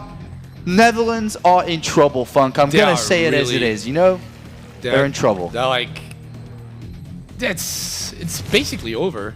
Like, would you argue that they revive Ostem even though it's like 6:30 All right, for him? don't get too far ahead of ourselves. Come on, have It's- faith. It's held. There's no way it will make it work. I do feel Harston, though, to your question, is the correct revival. But Even though it's 6:30? yeah, Because man, to be screw honest, it, man. he's not gonna kill her with Cheeky this. energy drink and you're good to go all night. Okay. 3 She's got spines. 2 transfuses from what I can tell. Like the 2 Yeah, bottom one 2 have 2 transfuses. She's got 6 queens. It's not working, Funker. Don't you think it's the perfect counter? Actually, not taking the gas and going full queens double Well, spine crawler? if you can, like, if the map allows it, yes, it's a perfect counter. But a lot of map, the map pool, you just can't do that. That's why you're a Zerg expert. That's why you're a Zerg expert, man. And she already used both transfuses for the main base. Oh, That the whole- link block! Ling block on the ramp to prevent that from even going down, and there are way too many queens here. And Whoa. Scarlet is on a roll, on an absolute Whoa. roll.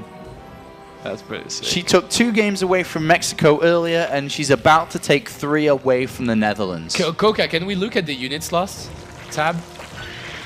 Look at this! 37 Zerglings, 6 Banelings for only 1 drone. Yeah. 20 And slow Zerglings, she didn't lose a single queen, lost 1 spine crawler. So okay, she doesn't have gas, so she cannot counterattack right now. But what prevents her from taking a 3rd base and just droning what's, third base gets trickier. until the end of days? But yeah, you're in a very good spot from this position. All you want to do is drone all day because, like you said, you can't do anything. So from this, you just, depending on what you want to do as a strategy, do you want to go Spire play from this? Do you want to play Roach or whatever you want to do? So just choose that and know in your head. I in a feel minute. like, even though it's really fucking tryhard, you should go Roaches because Yeah. if you go Mutalisk, you already have a lot of queens to deal with them. And if you go Mutalisk, then the queen are not useful in that way. Yeah. Well, Roach But- Warren's put down And for Scarlet. do you so. even have to go like Lair or something? I mean, you just You don't have to.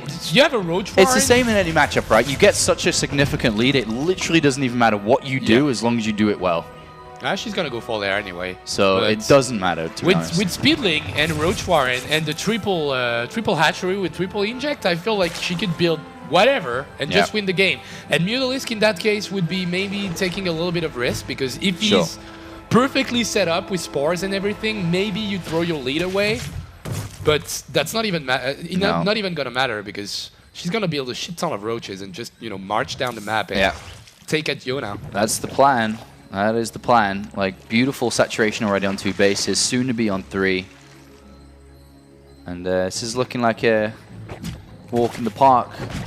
And pushing the metagame and the strategy really far.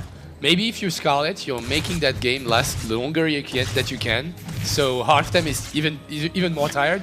He's like, yo, I heard you've been going about at 6, but I'll make it 9 Yeah. a.m. It's like I'm gonna go double upgrade roaches. I'm Yeah. gonna go for overload speed just to be safe. Whatever. Nah. That's called the Fire Kick Special. I like Yep. it. The Fire Kick The special. fire kick special, that's good. Well, here comes the unit production from Scarlet. Will she keep going with it, or does she want to decide to drone up this third a little bit more? Could hit a very simple +1 attack, +1 carapace timing, but no, she continues to drone up more and going to take the gases on this third base. Yona's doing everything in parallel almost to Scarlet, so he's still in a very difficult position. Yeah, like, Yona is doing everything right, he's just too far behind. Yeah, So he's that it doing doesn't everything the matter. same as Scarlet, just minutes behind. Makes me wonder about. It's like when you played racing games and Ghost, it's just too far ahead, you can never catch up to it, man. Yeah, it's pretty good. Nice. Trying to get there. Micro, oh man. Yona is not on those banelings right now, so just giving only two Zerglings. Zerglings, What? Oh, hello. Is she hello. gonna go like mass elevator roaches in the main? No, just 4. I got that in ladder though. Like 6 roaches out of nowhere. I'm like, what? What happens? Roach drop our ass. And roach bailing, Why not, man? bending drop at the same time from Yona. Yeah. And he's hiding. He's hiding in the corner. Yeah, it looks So like cute. Well, Scarlet's powering up quite a lot now, actually, as you can see. 13, 15 roaches on the way. Supplies open up 50 Oh my god. in favor of Scarlet. It's getting pretty ridiculous. And it's going to start with roach drops, and it's going to end with roaches just steamrolling at this point. A nice, cute move, couple of drones. But the It's a reaction start, time- but Scarlet is playing stellar. I mean, the builds, the way they. no. Oh my god. No. That's so troll. The respect is She's is trolling. dead tonight. She's the going respect around is the died map. She tonight, could man. actually do the same figure for Ravager, but fuck that. No. Let's drop That's some too queens. try hard, the Ravager. Yeah. But here come the Roach drops into the main base. Well, Roach is pouring to the third, and she is looking for a victory here. And all of a sudden, Yona has to split his forces to defend in multiple locations. And that is going to be difficult when you have nowhere near the same as she does. And Scarlet not even attacking. She's jumping in finally. Scarlet for Canada tonight, playing amazingly well. And now he's about to lead 3-0. And 3-0. she doesn't look anything like the player she was 2 weeks ago. GG tasteless. Slap that Woolez. Yeah, this is starting to be really scary actually. How well Scarlet is playing. Yeah, it's actually really Dude, good. 2 weeks ago, she looked like she didn't know anything about the game. She didn't know the maps. She Yeah. didn't know the way to play the new units. To be honest, in the first 5 minutes or 7 minutes of her versus Major, I thought the same thing. I was like, uh-oh. Yeah, it's still the same. It's still bad. And then all of a sudden, halfway through that game, clicked. click, ownage. And it continued through. And look at this, man. That is so impressive. It is. I don't think anybody predicted Canada to go 4-0. No, there was one person. 4-0 Canada? I think it was Imre. Is it Imre? I'm pretty sure we'll check in a minute. But hashtag NW3, send in all your pictures, all your tweets, all your photoshops, all your anything to that hashtag, and we will get it on the show. It's a bit of a weird Bracket? on this one. It's bracket. like, give me bracket, please. Bracket anyone? Just one. Just that one. We will give you the bracket on Sunday. Obviously, we will be doing this live drone on Sunday. Yeah, correct, for the round of 8. Can we have a look at the predictions? Because I'm really sure there was a 4-0. There was a 4-0 for Canada. Netherlands. No. From Yogo. No. I'm telling you. No. Yogo 4-0 Netherlands. Suck now. No, that was so bad. So that wasn't the good player or the good team.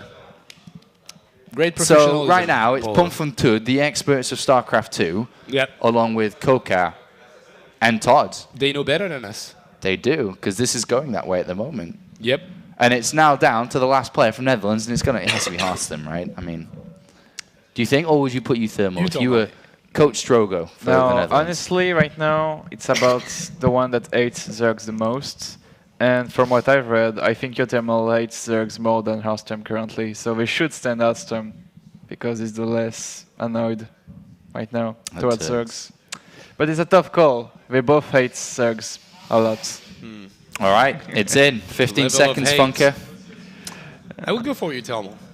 I don't know. I feel like, putting Alstem a little, once again on the line, considering how late it is in Korea. I don't know if that's a good shot. Like, if Arstem has to make it, he needs to make it 4-0, 4 games in a row. Boom! Year of Okay, Hearthstone. okay, Big boys. Daddy. Okay. Training in Korea, practicing in Korea. I want Arstem to do well. Don't get me wrong, but Yeah. it's gonna be so hard for him. All right, let me try log into this thing now. This stupid game. Logging into this. Did you change the server? Yeah, I'm Before on doing it? American, right? Yeah. I don't know. Yeah, it's American. Hold on. Whoa. Wow. See that? That was really So fast, good. right? No, Pro it's gamer. like, yeah, you used to be a pro gamer, right? Long time ago, Long Funker. time ago. Before Drogo was even 12. How old are you, by the way? Got a guess? Yeah, guess. I reckon you're 19. I was 19 a month ago. So You're Oh. what? 20 a month ago? no, Any- a month. 1 month ago. I turned 20 like 3 weeks ago. Yeah, pretty good. Not Pretty bad. Good. Pretty good. Not bad. How old's Funker? I have no clue, mate. I have a 24. guess. That's no. 34. Why would you? I- 24. I was gonna say 25. I'm 26. Yeah, that's close. But I'm turning 27 in That's March. close. 27 in March. Yeah. Blinking at you're old you are, Oh mate. my god, so old. So old. I like how the producer keeps on shouting things at me, man. It's so No, is he saying stuff? He always talks in my But ear. does It's he- not does he say voices in my stuff? head, I promise. It's him Yeah. always. Does he say stuff in French? Oh, sometimes. Or does he insult you? Because that's speaks- what he does, usually. Yeah, he always It's like insults you're me. really bad at your job. Yeah. Like in your I'm ear like, while he's like, talking. I'm trying to go to the Team Netherlands. He's like, shut up. All right. Harstem. So, Tarstem. He's got Okay. a lot of work to do, Drogo. Do you believe that today is the start of the year of Harstem? December Every 11th. day is the day of the year of Harstem. That's how it works. It's a late month to be the year of Yeah. Harstem, but today's the day. Yeah, today is the day. And the first day of the year of Harstem, you win a PVZ on Central Protocol, which will be the first miracle of the 12th miracle of Harstem. Central Protocol. It's not going to be easy, these games, for him. Drogo would win it if he was Dutch. No, obviously. Oh, obviously. I mean, Obviously. it's even not Yeah. worth mentioning. Especially the way that he was crushing nerds on ladder just. Wow. No, but I was really sad for Harstem. Like seeing him lose. It was a first great game. It was a really great game, but apparently Pedro is Nah, not, he's I not mean, agreing with us. Like, It's like there was It was a bad game. He ultras didn't and- finish in 5 minutes with a nah, depth. but like Harstem has a tendency of being a little bit too passive. I feel like. and that's not something you can do in PvZ these days, I right? feel like in PvZ everything is timing related, you know. You have a timing when you have 9 adepts, you have the timing when you have immortals, you have the timing when you have disruptor, then you have storm. Everything needs to be lined up. Like if there's no phase in the game where like, yeah, I'm gonna make the perfect army because it was Courier. We used to do that at the start of the beta and we hated it, every single one of us. So I think you shouldn't play like that. French Protoss players, mate, ahead of the game. Ahead. Ahead in all. Oh, ahead in everything. Ahead in everything. Apparently, Especially according to Marine Protoss Lord and players. sometimes Stefano, right? Yeah, sometimes. But what would you say gone wrong for Harstem in game one? Just being too passive? I actually just like caught like 2 pictures of the match because I was busy playing ladder. He was Ah. crushing his own nerds. So, So I just saw the end of the game with Lockers on Untolisk and I was like, it took his sweet time to Drogo's try to do so stuff. funny. But I don't know. The Mutas, I think, really screwed up with the game plan. That that's funny. Okay, it makes a lot more sense now it makes more sense. Yeah, at first we saw only like the top half of the picture. Now I see all the pictures. Did you show the right tweet, but without anything that was relevant? Yeah, you're Such a good producer. It's like, what the hell? like, you're is like, this what does that image? even mean? Brackets. Now we get it. All right, so Central Protocol, baby. It could be the last map. We could see an all-kill. Another all-kill in NationWars 3. Scarlet is on fire. Somebody stop me. So at the bottom left of the map, the Zerg that look unstoppable is the Scarlet. Funka, bring it in. And at Roddy the bottom is listening. right, He yes, needs it. I want to do it for Roddy. Roddy needs Roddy, it. listen to me. In the bottom right, he's revived. He's back with us, and he needs to go reverse all kill. Can he do it? It is Harstem. And Roddy is not even moving his head. It's like He's he's occupied. occupado. Can I share something really stupid on this map? You can share anything Like you want to. something really small that only makes me sad. But you know this position? Which position? Like the position they're in right now. Horizontal. Like Scarlet's gonna take it's like her third, like to the left. But imagine if you're a cross position, well Scarlet would like maybe think to take the gold Yeah. or something. So anyway, when the Zerg try to take like the third base in the Xelnaga, you can do the thing when you build 2 pylons in the Xelnaga, then 2 gates, then you have like the most like efficient all-in ever when you can overcharge the pylon and wap everything on top of the third base. That's literally all I do on this map, and it works every fucking time. Wow. But he will not be able to do that because the Xelnaga is too far from the third. But I was looking forward to it. But sadly, Harstem is going to have. Drogo's got a lot of all-ins, man. Yeah. That's what he does. That's what he does. He says it really well, you know, like everything in PvZ timing. is It's about the timing 9 oriented. adept. And he could have said it's about the 9 adept all-in. And it's about the immortal all-in. I thought he was about to say you've got the 9 adept timing, then the 15 adept timing, and the 21 adept It's timing. kind of true. Like on this map, the third is so far away from anything that you can go for mass adepts like consistently because you can't really run away between bases with queens. So it's actually a really legit strategy, and I hope he will do that because that's a good thing to do. But Harstem's going to adapt a Korean playstyle here. Whoa. You're ahead of the meta in the jokes department. So sick today, bro. So good. No, but Harstem is going to try to play a long macro game. That's what I think he's going to do.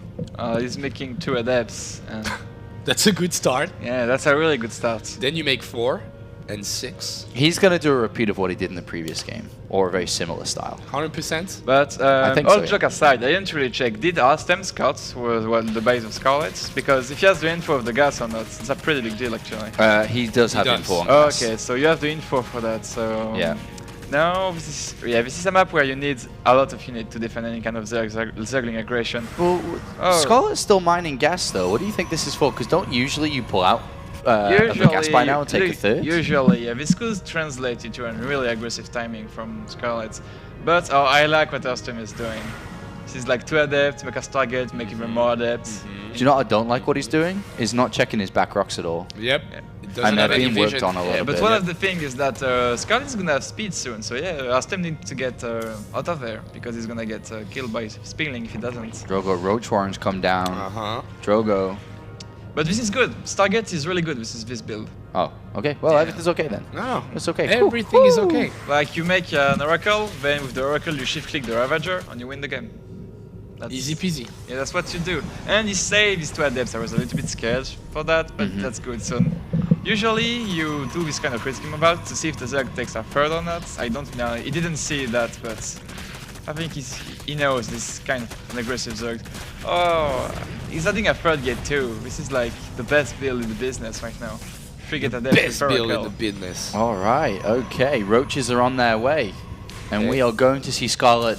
But he's making a sentry actually on a forge. Oh no, this is no longer the best build in the business. It used to be 20 seconds ago. But still, I mean, But she's looking okay for a hold, right? I mean, he doesn't know what's going on yet, but yeah, he doesn't know, but I think the like he should be fine holding this, honestly. okay.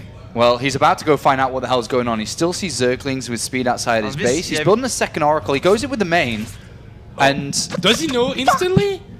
Like the mineral line is so I don't- exposed right Like now. even if you're getting all in, you kill the drones. Yeah, come back here and kill drones. Yes. Drogo almost flipped out then, man. Yeah, it was like, fucking that mineral line. What the hell are you doing? What kind of Protoss player are you if you don't have an Oracle in a mineral More line? void rays coming up. Well, Oh he's my got- God. he's got- Harstem reacts. Oh, okay, here we Okay. go. The He's- rocks are going to go down. The Oracle killing comes the back. rocks. He did have a second one somewhere. So this is one dead Ravager. Come on, kill another one. Maybe a second one. No, everything is. Oh, no. Why is he not in position? What? Must have cancelled the second Oracle. He's building a void right now. It's almost out. That is terrible for Harstem. He's in That's- such a bad spot. That's weird. He should have built like more pylon and stuff, you know. And maybe force fielded. He's gonna try to get the pylon. Can he get it before the void ray? Oh, No. it almost got insanely sad. Okay, so now it's all about race against the clock. How much damage can Scarlet get going? Because eventually the Void Ray is going to do a lot of work here. Nah, but we should be fine for us time. Like, you can lose a lot of probe and still be 26 fine. workers to 52. Yeah, that's what I mean. Like, this all in, you cut a lot of drone to make it work. And right now it's not looking like he's killing a lot of drones, Drogo. Nope.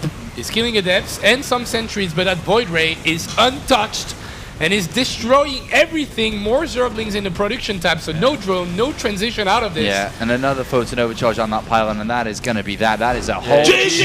Kevin Netherlands! Van der Kooi is loving life over there. The comeback is real. Harstem. How hype would it be if Harstem playing from Korea at 7 a.m. reversal kills right now? It will be the year of first time. It'd be the year of Harstem, Would finally. be the months of December Finally. of Harstem. But he takes out Scarlet, who's been on a roll. And now he's still got work to go. There's still a couple of other players, obviously. It's Huck and Desro, the 2 other players available. And then there is the Revive for Canada. He's got a long way to go yet. It's a big start and a good start. Really good start. But he did say, whether he was trolling or not, in the pre-game interview, that he was most worried about Huck. Huck. I feel like he changed his mind since the interview. But, you know. Loving the maybe- quality of games from Scarlet tonight. Keep it up. Are we supposed to call her Shura now? I don't know. I'm She going to call her changed Scarlet. her Twitter handle. I'm going to call her Scarlet for now. Okay, no, I agree. Oh, Snap! And, you know, Desro replied MDR, which What does is MDR mean? mort de rire, What does that which mean? is dying of laughter. Oh, that's I really need to log out. wow. That is the LOL version in French. MDR. MDR. MDR, lol. MDR. Do you use MDR? XPMDR. What? Do you use MDR? Yes, a lot. A lot. Yeah, they do. And actually, you know what we do when you're young and you're French? You write M there, but with a lot of R. MDR. Like M there to mean that you laugh louder than usual. Yeah, that's what you do. Wow. It's like a massive. That's kind of like when I type to you and you're like, Ruffle. hey man, I'm really hungover again. And I go L-O-L. And then you send me a picture of yourself where you're also hangover. And then you send one back. And I said MDR. MDR. I say MDR to you. All right, so who's it going to be? We're going to find out in a quick second. Here comes the countdown. 15 old seconds until we find out who it's going to be. Predictions? I believe that you wanna. Maybe you wanna. Like you wanna go straight to Hawk, like not Straight to Huck. taking any risk and sending Desro before. Prion Terra says Desro. Okay, I'm twice in a row. I'm bad at this game. Oh. It's okay. Drogo? I would have liked to, like, is the next map after that a 4-player map? Because in PvP on 4-player map, you can do some really dumb gamble on win versus a lot of good people. The next map is unknown. It's TBD. I like that convincingly you said that. Like, yep, the next map is unknown. That's what you wanted to know, right? Like, I'm telling you, you asked me, do I know the next map or do we know the next map? And I said it's unknown. Yeah, but maybe Yard means no. Maybe Team Liquid doesn't know because Aromi! he's not doing his What's work. the next map after this one? Drogo needs to know. After this one. After this one. Drogo has to know. Lerilac Crest, 4-player map. yeah, because, like, you know, on 4-player map, you go for, like... Okay. And then after that, But you know, like in PvP, you can just go for like a one base all in, but the guys know he's late. So like if you proxy some, like you're not proxy robo in PvP. Like you send a probe insanely early, so you still kind of do it, but the guy just doesn't realize it until too late, and he loses the game instantly. There's a lot of stuff like that you can do in PvP. So I would have liked to send Desro on a 4-player map because I'm assuming Desro still consider himself a little bit weaker than Huck in PvP. But I don't know. Maybe no. He feels really comfortable about his performance. He's setting tweets. You know, it's a new he Desro. finished off Mexico, It's man. a new Desro. It's a new Desro. Yep. Time to see some Desruptors again. Yeah. The ping pong game in PvP. Maybe he's really good at the ping pong game. Yeah. I'm not selling this to Drogo at all. No. He's like, No, it's like- completely It's like unconvinced. unfazed, totally unfazed. He's not happy with this. No, I'm really happy with this. Kind of. No, but just Destroy is going to try his best, but I don't know what he's going to do in Prion Terrace, which is a map where you can't really hide what you're doing from your opponent. So this is most likely going to go into a standard macro a really game. good point. And I think in a standard macro game, Alstem is going to take it convincingly. Okay. Well, that's the pre-game talk coming out from Drogo. We're going to take a quick break, 2 minutes as always, and when we come back, the next game is upon us. Welcome back to NationWars 3, everybody. We brought in the hitman. It's Rotterdam. We need your assistance for some motivation for Harstem. He's on a roll. Can you keep it going, Roddy? I don't think he needs any motivation. I think he's confident. So I think this is definitely a very doable match for him, even though you cannot underestimate Desro. Yeah. I think he can do it. All right. Well, we're already loaded into the next map here on Prion Terraces. Harstem versus Desro. Drogo has no faith in Desro. Naturally. Naturally. Drogo doesn't have faith in a whole lot of people, though. He doesn't. Actually, to be honest, I've cast with a lot of people. Drogo's really funny to cast with. Kev, after you. You do the intros. All right, on the south side of Prion Terraces, representing Canada, it's the one and only Desro. Good old Desro! Good old Desro hype. Opening up with a gateway. Everything is very standard so far. And of course, on the top side of Prion Terraces, we're looking at the main base of the last man standing of the Dutch national team. It is Harstem. Kevin the Koning, Kev the King. Kev the King. Can he follow in the legendary footsteps of Chad the Lad? I think I thought you were going to say Legendary Footsteps of Rotterdam or of Grubby, but you know, that's fine. Chad the Lad's a great example. when I played NationWars, we didn't use the Alkyo format. We just used you're being seated on a map format. But what they did do is that you could seat players twice, so it was pretty much always Grubby twice, Roddy twice, and then Grubby in 2v2. Not much of a nation, but it was a pretty solid team. We made it to the final. And then I let Grubby down. Grubby won his matches and I didn't. I still have nightmares about it. Mirrored. Yeah, mirror builds. Mirror builds.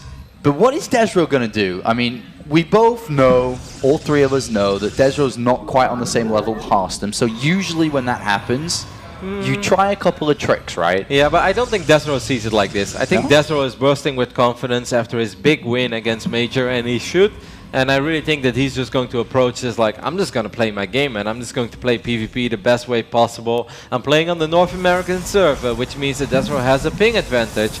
And I really think he's just going to do standard Blinkstalker Disruptor. If he goes like crazy over here, well, I don't even know how you go crazy in PvP these days, like 8 gate all in on 2 base or something.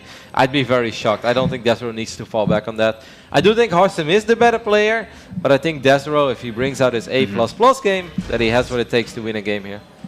And yeah, like he's going with Robo first, which is insanely safe. Wow. Usually what you do when you're the better player. Yes, but actually it's going to be a Stargate opening over here for Harstem. A Stargate into a Stalker, this is really interesting. Because Very unique build. like Stargates, I like to do a lot of Stargates, but like it's Stargate with a lot of adepts. So it's like really hyper aggressive build when you try to find every hole possible into your opponent's defense and try to get some kills. But Harstem going into one adept with a Stalker, this is telling me that he's like really safe. He's just gonna try to scout with his nail, like with his adepts, not doing any damage. Then with the Oracle, he will do just minimal stuff, just scouting what's happening, and yeah, I think this is Oracle. Definitely. You think it's just going to be a single Oracle, or you think after he spots that there is a robotics facility, do you think there is any value in adding, let's say, 2, 3, 4 Phoenixes? No. Okay. That's just a question. I like the build of Harstem because what you can do with an Oracle, usually you try to follow that up with a Robo right after, and you can take a really quick third. And this map, the third, has gold mineral, so this is an even better strategy to do.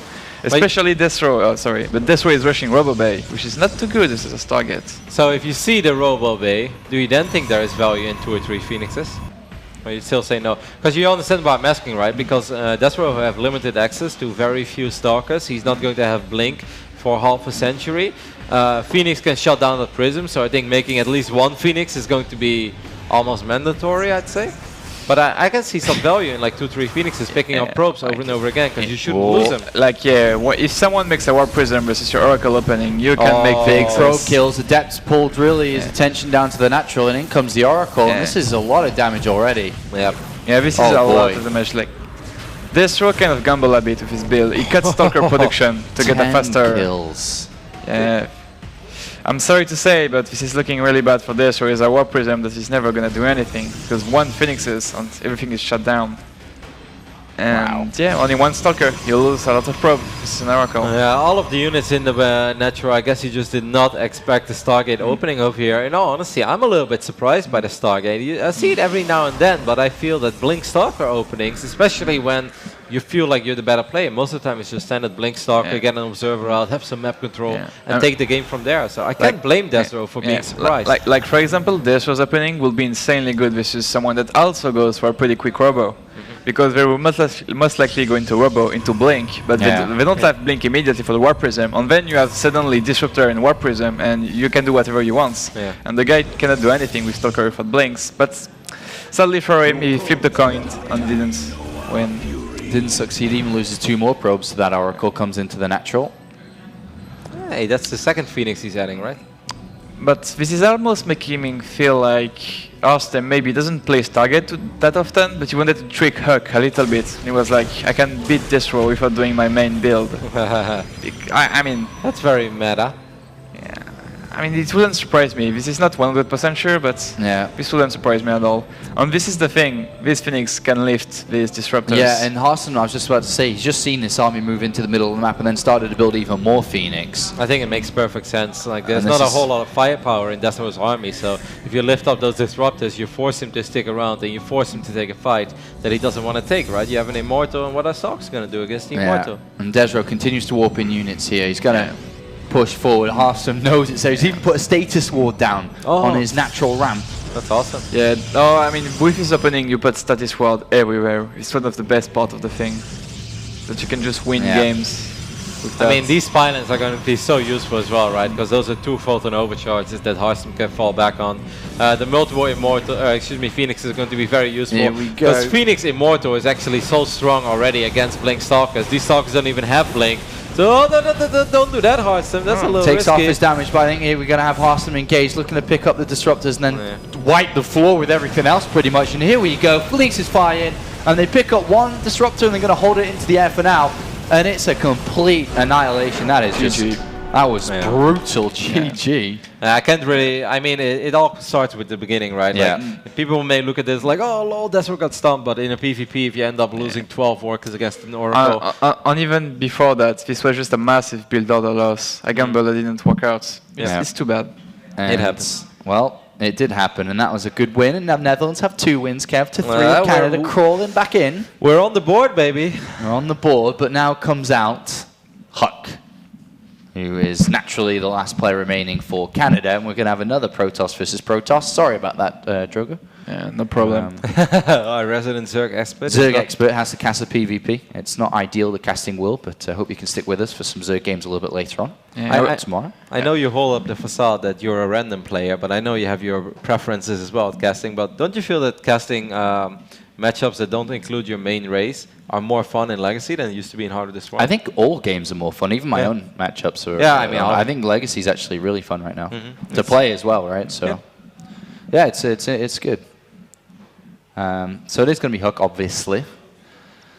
So, does Huck really take anything away from this PvP that he can add to his arsenal a little bit coming into? Honestly, not really. I wouldn't. I would just be like, okay, this game never happened. I shouldn't base anything of that game. You don't say that this guy plays without disruptors, plays Stargate play. Yeah, like could go down I would be really again. surprised if Hearthstone goes for Stargate again. Oh yeah. Because like Stargate is not too good. And like if you don't scout what your opponent is doing, opening Stargate can just get you killed instantly. Because the Stargate isn't too useful. This is a lot of one base all-in or heavy pressure build. Do you face a lot of one-base all-ins? More than 3 gates opening with a lot of Stalkers or something? No, but like people just going for proxy Wobber when they scout your base, or sometimes it's like double adepts into like lots of Blink Stalkers. Like these builds, I feel like if you scout for them, they're not too hard to deal with. But it's just 4-player map. If you don't know what you're playing against, you can just lose the game straight up. And it's the thing too, because when you know what your opponent is doing, really often you can do stuff like skipping the Mothership Core to get a quicker technology, which is actually a big deal, like in mirror situation. But if you don't know what your opponent is doing, you can't take that kind of gamble, which is always kind of annoying. The probe is ready, man. The probe just talks by itself so often. Yeah, it's very sensitive. As soon as it feels like a little vibration in the table or whatever. I've got a probe as well next to my PC, and then sometimes I just click on my keyboard and then the probe starts. I was like, all right, you come over here, and then I pat it, kiss it a little. Next map is going to be played on Larilac Crest in PvP.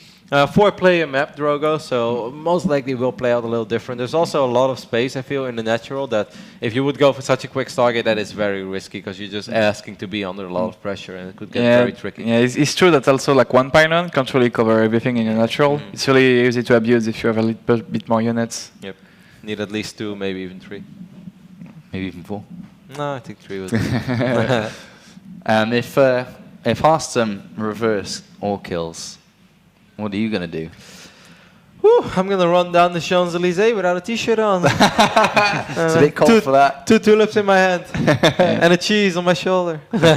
Honestly, like if Hearthstone wins the whole thing, I feel like you should buy your stuff. Like free stuff, you know, to celebrate. Sorry? You should buy Oh, I should You buy should- Hearthstone yeah. free stuff. I mean, if they make it to the semi-finals, I'll make sure they have a warm welcome in Paris. Yeah, well, Yeah. I mean, like for the whole crew, you know. Like you should buy everybody's like Yeah, you drinks, should buy food. everyone in here Oh. a beer. Like, Or- come on, guys! Like, can I have bits of support in this? Like, I think it's a great idea. Everyone you. is nodding. Everyone thinks it's a good idea. Everybody other than Roddy's bank account thinks this is a great idea. I think it's a great times. idea. All right, so here's some more pictures. Not watching, but listening. Radio broadcast while you're in the gym. That is actually quite fun. There was a long time. What is this? Just got back to the basics and aced them all. Just go back to the basics. That is so good, mate. That is so that's good. awesome. That is so good. It's just Let's go back to the basics and ace them all. It's he 4-gate, man. he knows when that gateway blinks. Well, That could only we'll see mean what one we thing. have here on Lerilac Crest, the 4-player map for this Protoss versus Protoss. Are we going to see anything cheeky in this game? I'm so jealous of people who can make gifts like that. It's so Yeah, it's pretty funny. Yeah, I wish I could do it. All right, let's do this. Are we going to see an ace match between these two nations, or can Huck slam dunk this one home for Canada? Up here to the top right-hand side is the red Protoss player for Canada. It is Huck. And on the left bottom side of Lara Crest, we're looking at the main base of the king himself. It is Hearthstone. Of course, his last name is the Koning, which translates The to king. the king. Kev the King, following the footsteps of Chad the Lad. And there's a very quick shout over here.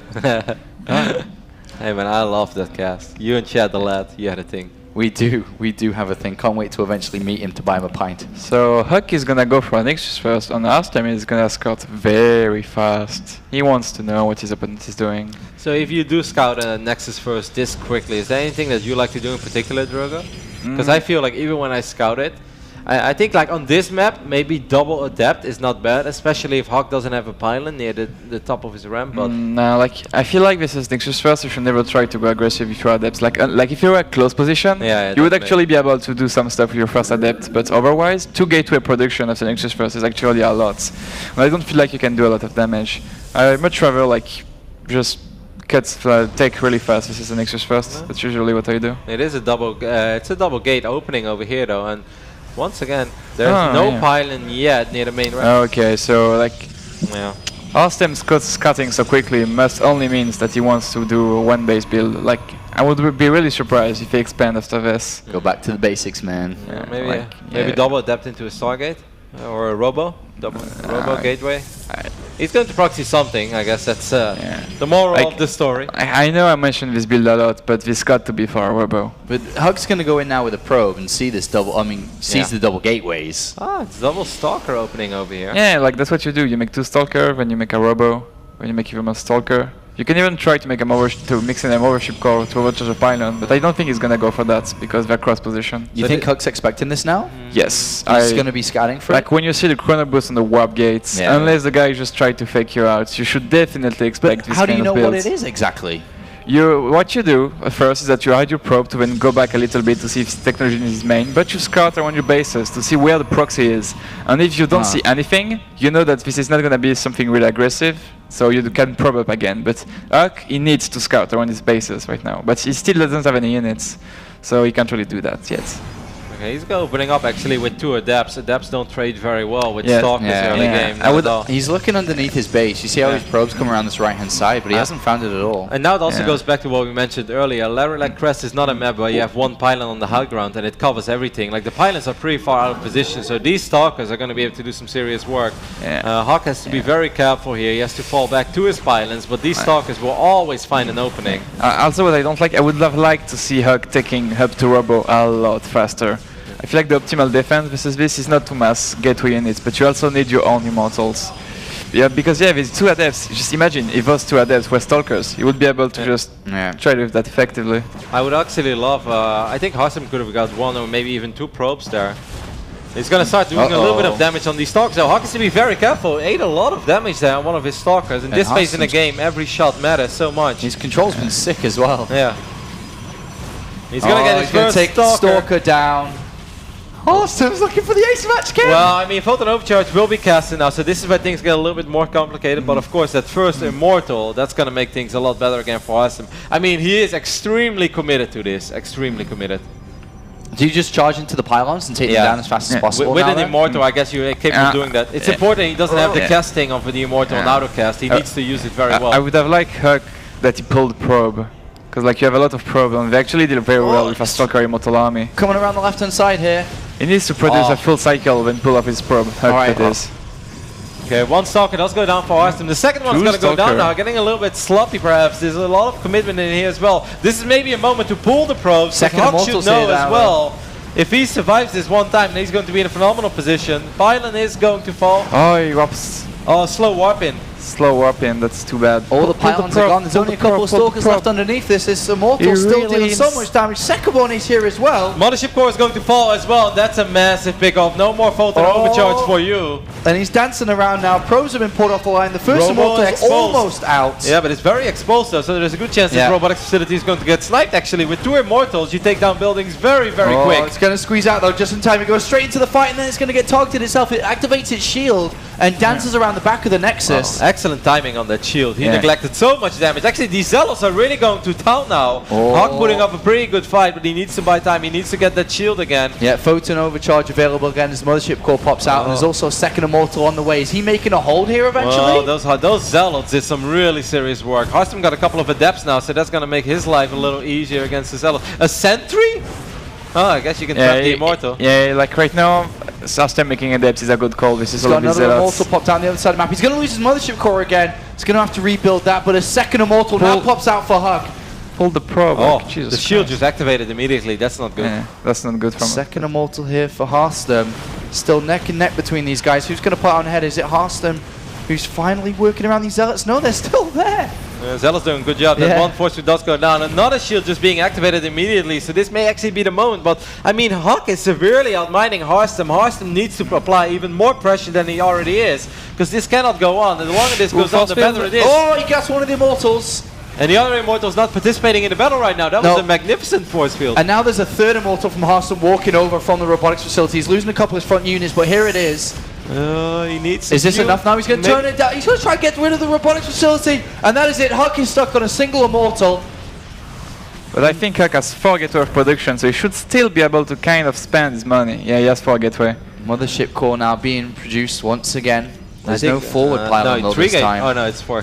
But still, okay, Adepts against Adepts and Immortals so far. I still think that this is a fight that Harstam could theoretically win. He doesn't have a whole lot of anti-air, so now actually starts getting a little dicey. One Immortal starts running very low on HP. He can't break through properly. I mean, he's taking out the robotics facility, but it's just gateway units going to be enough for Huck. Yeah, well, I mean, Adepts are not bad against Immortals in low numbers. Yeah, but the thing is that the Adepts of Huck are gonna wipe out the Adepts of Harstam way quicker. Oh, that was very sloppy there, actually. Oh, he's coming around the back here. This is almost a commitment. The probes are coming off the line. First ball's trapped, and that's going to go down. GG. And Huck guarantees Canada in the top 8, winning 4 games to 2. And sees his nation go through there, very close from Harstam. I gotta give credit where credit is. That was a magnificent hold from Huck. It looked very dicey, especially after the pylons went down, and it really looked on one moment that Harstam was going to snowball. That force field was great when he picked up one of those Immortals, but Huck with mining 6-7 probes more, being able to squeeze out enough Adepts, enough Zealots, and it was also this one key moment where Huck's Zealots were just standing on top of the Stalkers, and not having the Stalkers anymore made it a lot harder to take care of those Adepts and the Zealots. But actually this build is really snowbally, like insanely snowbally in the early game, because like Harstam killed a few units for free, but then lost 2 Stalkers to the pylon overcharge. So we were like, oh, they just traded, but actually it was a much bigger losses for Harstam than for Huck.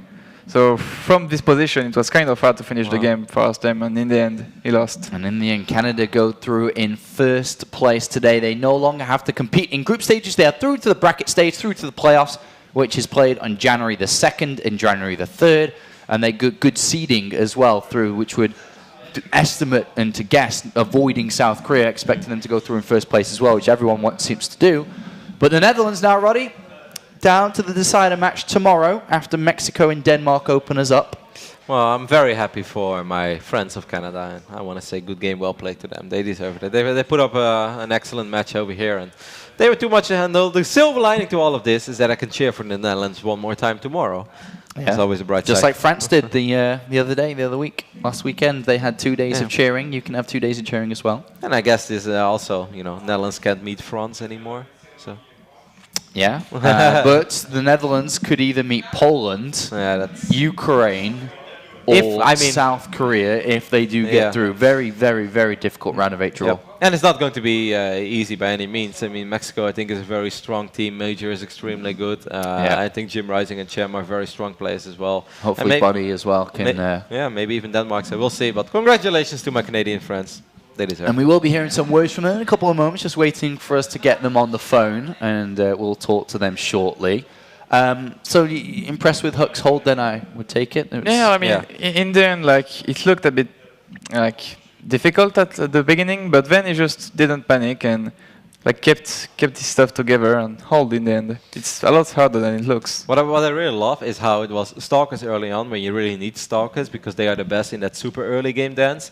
And then he was focusing on the Immortals, so he needed something else, and he got a couple of Zealots to buff her. And the Zealots did so well. They took care of most of the Stalkers from Harstem's army. And Harstem kept his Immortals alive, but he didn't really have a whole lot to support the Immortals anymore.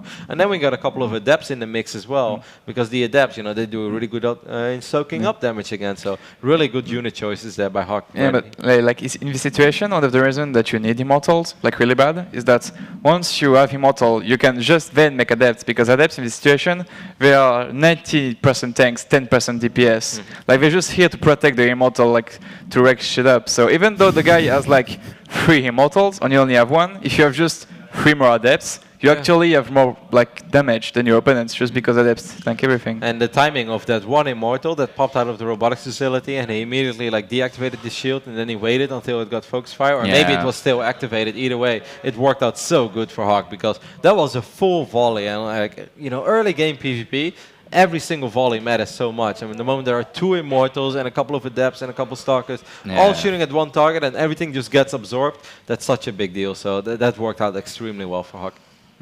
Yeah, well, hopefully Team Canada can continue to perform. Desro got a victory, a cheeky victory for his country today, helping them get through to the winners' finals. I mean, I think Canada has an awesome lineup to cheer for. I mean, I think all 3 players are awesome in their own respect. And it's an awesome nation to have in the top 8. And they got 3 weeks left for practice for one best of 7, which could see them travel to Paris. So it's Christmas holidays are coming up, but not so much for players and teams that are in NationWars. It sounds like the winners' interview is ready, though. So let's go over to hear some words from Canada. Thank you very much, boys. I'm here with Coca. That was a pretty good match. You were observing at the end, right? Yeah, this was an amazing match. Really, Scarlet doing the job, going 3-0, and then Hug with an amazing defense, winning the match. That was very nice, actually. Scarlet MVP for sure. For you? Yeah, for me, yeah. Of course. Yeah. All right, I believe we've got the Canadian team on the line here. It's Desro and an invisible Hug.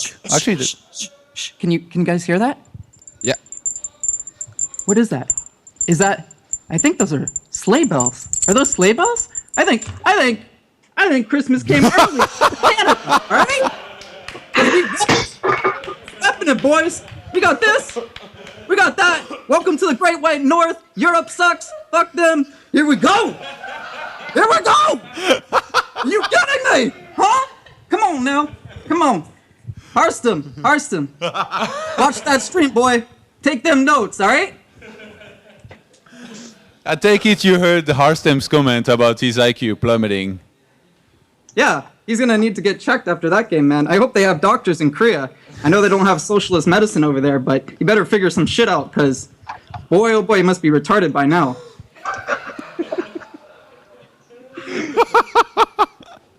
Tesro, anything to say? No, it was a great performance by Chris and Scarlett. Huck, going into this match, you were pretty confident yourself, or because Netherlands has a pretty strong lineup, I think. Yeah, looking again, they do have a strong lineup. Euthermal's improved a lot. I think he's probably their best player, actually. So I was kind of worried to go up against him. And like Harstem said, he was a big question mark for me too. But I had some help from the elves in Santa's shop. We practiced hard. We've been working for this all year round, and we finally made it. Christmas comes early. We're doing it big. Scarlett, are you on the line with us? You're Yeah, I not don't care. online. Oh, she is! Merry Christmas! So you practice very hard. Did you practice together? Because we have been very impressed by Scarlett's level, but Uggs, you did great. You did well, but Scarlett really improved if we compare to last time we have seen her. So did you practice all together, or it was? Or separately? Like Yeah, separately. I was just playing some ladder games, playing some Dota, relaxing.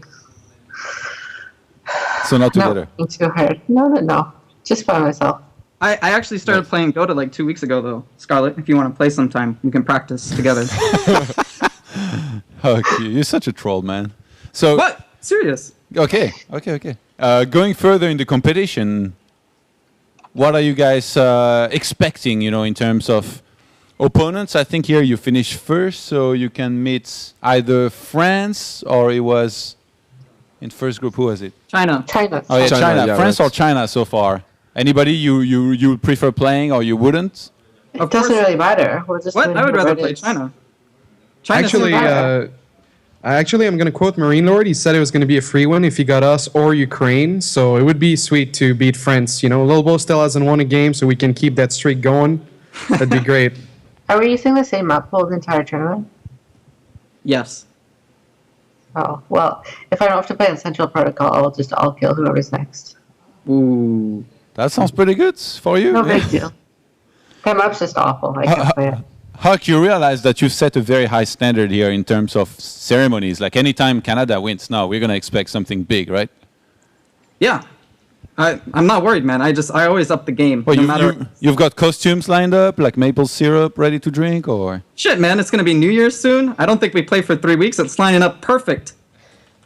All right. Yeah, that sounds pretty good. Would you guys like to give a few shout-outs or say a few words here to our viewers? Keep in mind, it's both the French stream and English stream right now that you're talking to as well. Huck, go first. First of all, we're glad we made it this far. We're looking forward to Paris. I'll personally be sad if we knock out France, but these two savages won't, I guess. Merry Christmas, because I don't think you'll see us again in NationWars until after Christmas. And yeah, we're gonna go all the way, man, all the way. Tesro? In French, if you want. Yeah, I'll go for French. Sorry, guys. Je veux dire merci. J'ai déjà dit merci aux joueurs français, Shubs, DNS, Petit Drogo, un peu de Marine Lord. Mais je veux dire aussi merci aux joueurs québécois qui m'ont donné des pratiques, des practice games. C'est peut-être pas des top 100, top 50 GMEU, mais ça m'a aidé pour ma victoire contre Major. J'ai pas compris un mot. Scarlett. T'es sérieux? This guy. Sorry. Scarlett, go ahead. Just thanks everyone for watching. I hope you guys go out to Paris to watch us play. The round of 8, no big deal. We'll just breeze through that. So, I'm glad I got to play this. I know I haven't been playing in a long time, and everyone seems excited to see me play again. So, it's nice that I actually did well, and I'll keep it up for the next round. All right. Thanks to you guys, and congratulations. We'll see you in the round of 8. Thank you. Also, shout out to Huck's Santa costume. A bit late. We'll take it. All right. That was a fantastic match. This closes out our games here for today. We'll be back tomorrow. But before that, I'll let our casters here debrief us on everything. So, casters, back to you. Thank you, Todd. Huck continues to deliver in his winning interviews throughout NationWars so far, from qualifiers to here. It was amazing. The entertainer, Drogo. Yeah. Were you not entertained? I was entertained. I can tell. The first interview I actually listened to. The first interview you've listened to. Also, you got the pleasure to listen to Desro's French again. What? You got the pleasure to listen to Desro's French again. Yeah, his French is great. Especially after you two practice so many games with each other as well. Yeah. No, like... You got it, man. We didn't practice with Desro, alright? Desro just come to our chat, is like, is that strategy viable? We tell him no, he's like, oh, okay. That's what he means by we helped him. So he came in, so said a couple of things, you said no, piss off. I don't know. It makes it sound like we were like, go Desro, let's practice together. It wasn't the case. Well, I mean, right? maybe the other guys played some games with him, though. No. Drogo, you're No. so funny. Well, I seriously doubt that. On the Vedid, it's kind of a treason But hunt. he's being nice. He's thanking He's you guys. trying to be nice. Yeah, well, we're not so nice to him. Wow, what's wrong with you? I mean, no, like, All right. like this way is fun to hang with, but not fun to play with. If that makes sense. Maybe he's trolling I've you. enjoyed my last few games with Desro. Yeah, same. Me too, but- actually. I enjoyed my last game with Desert too. I mean- Canada wins. Thank you for sending in your tweets. Hope you've had a lot of fun today, Tyler. And also to you, Portabella. I must say, Hawk is indeed making this more and more fun, like all these interviews and stuff. Like, he's really giving it an extra element, and I do enjoy it. Yeah, and here's another one, Des Balls. Oh, One of the old Des doggy! Balls. Puppy! Ah, yeah. Look at the puppy, he's into it, man. He's like, ball. He like chases every disruptor, and it's like, where did it go? That's like the one thing Kev loves more than anything, man, is dog pictures, especially when they do something silly like that. Yeah, but you know what's better than dog pictures? What's that? Cat pictures. It's Oh, like wow. 10 times better. You're a cat person? Do you have a cat? Yes.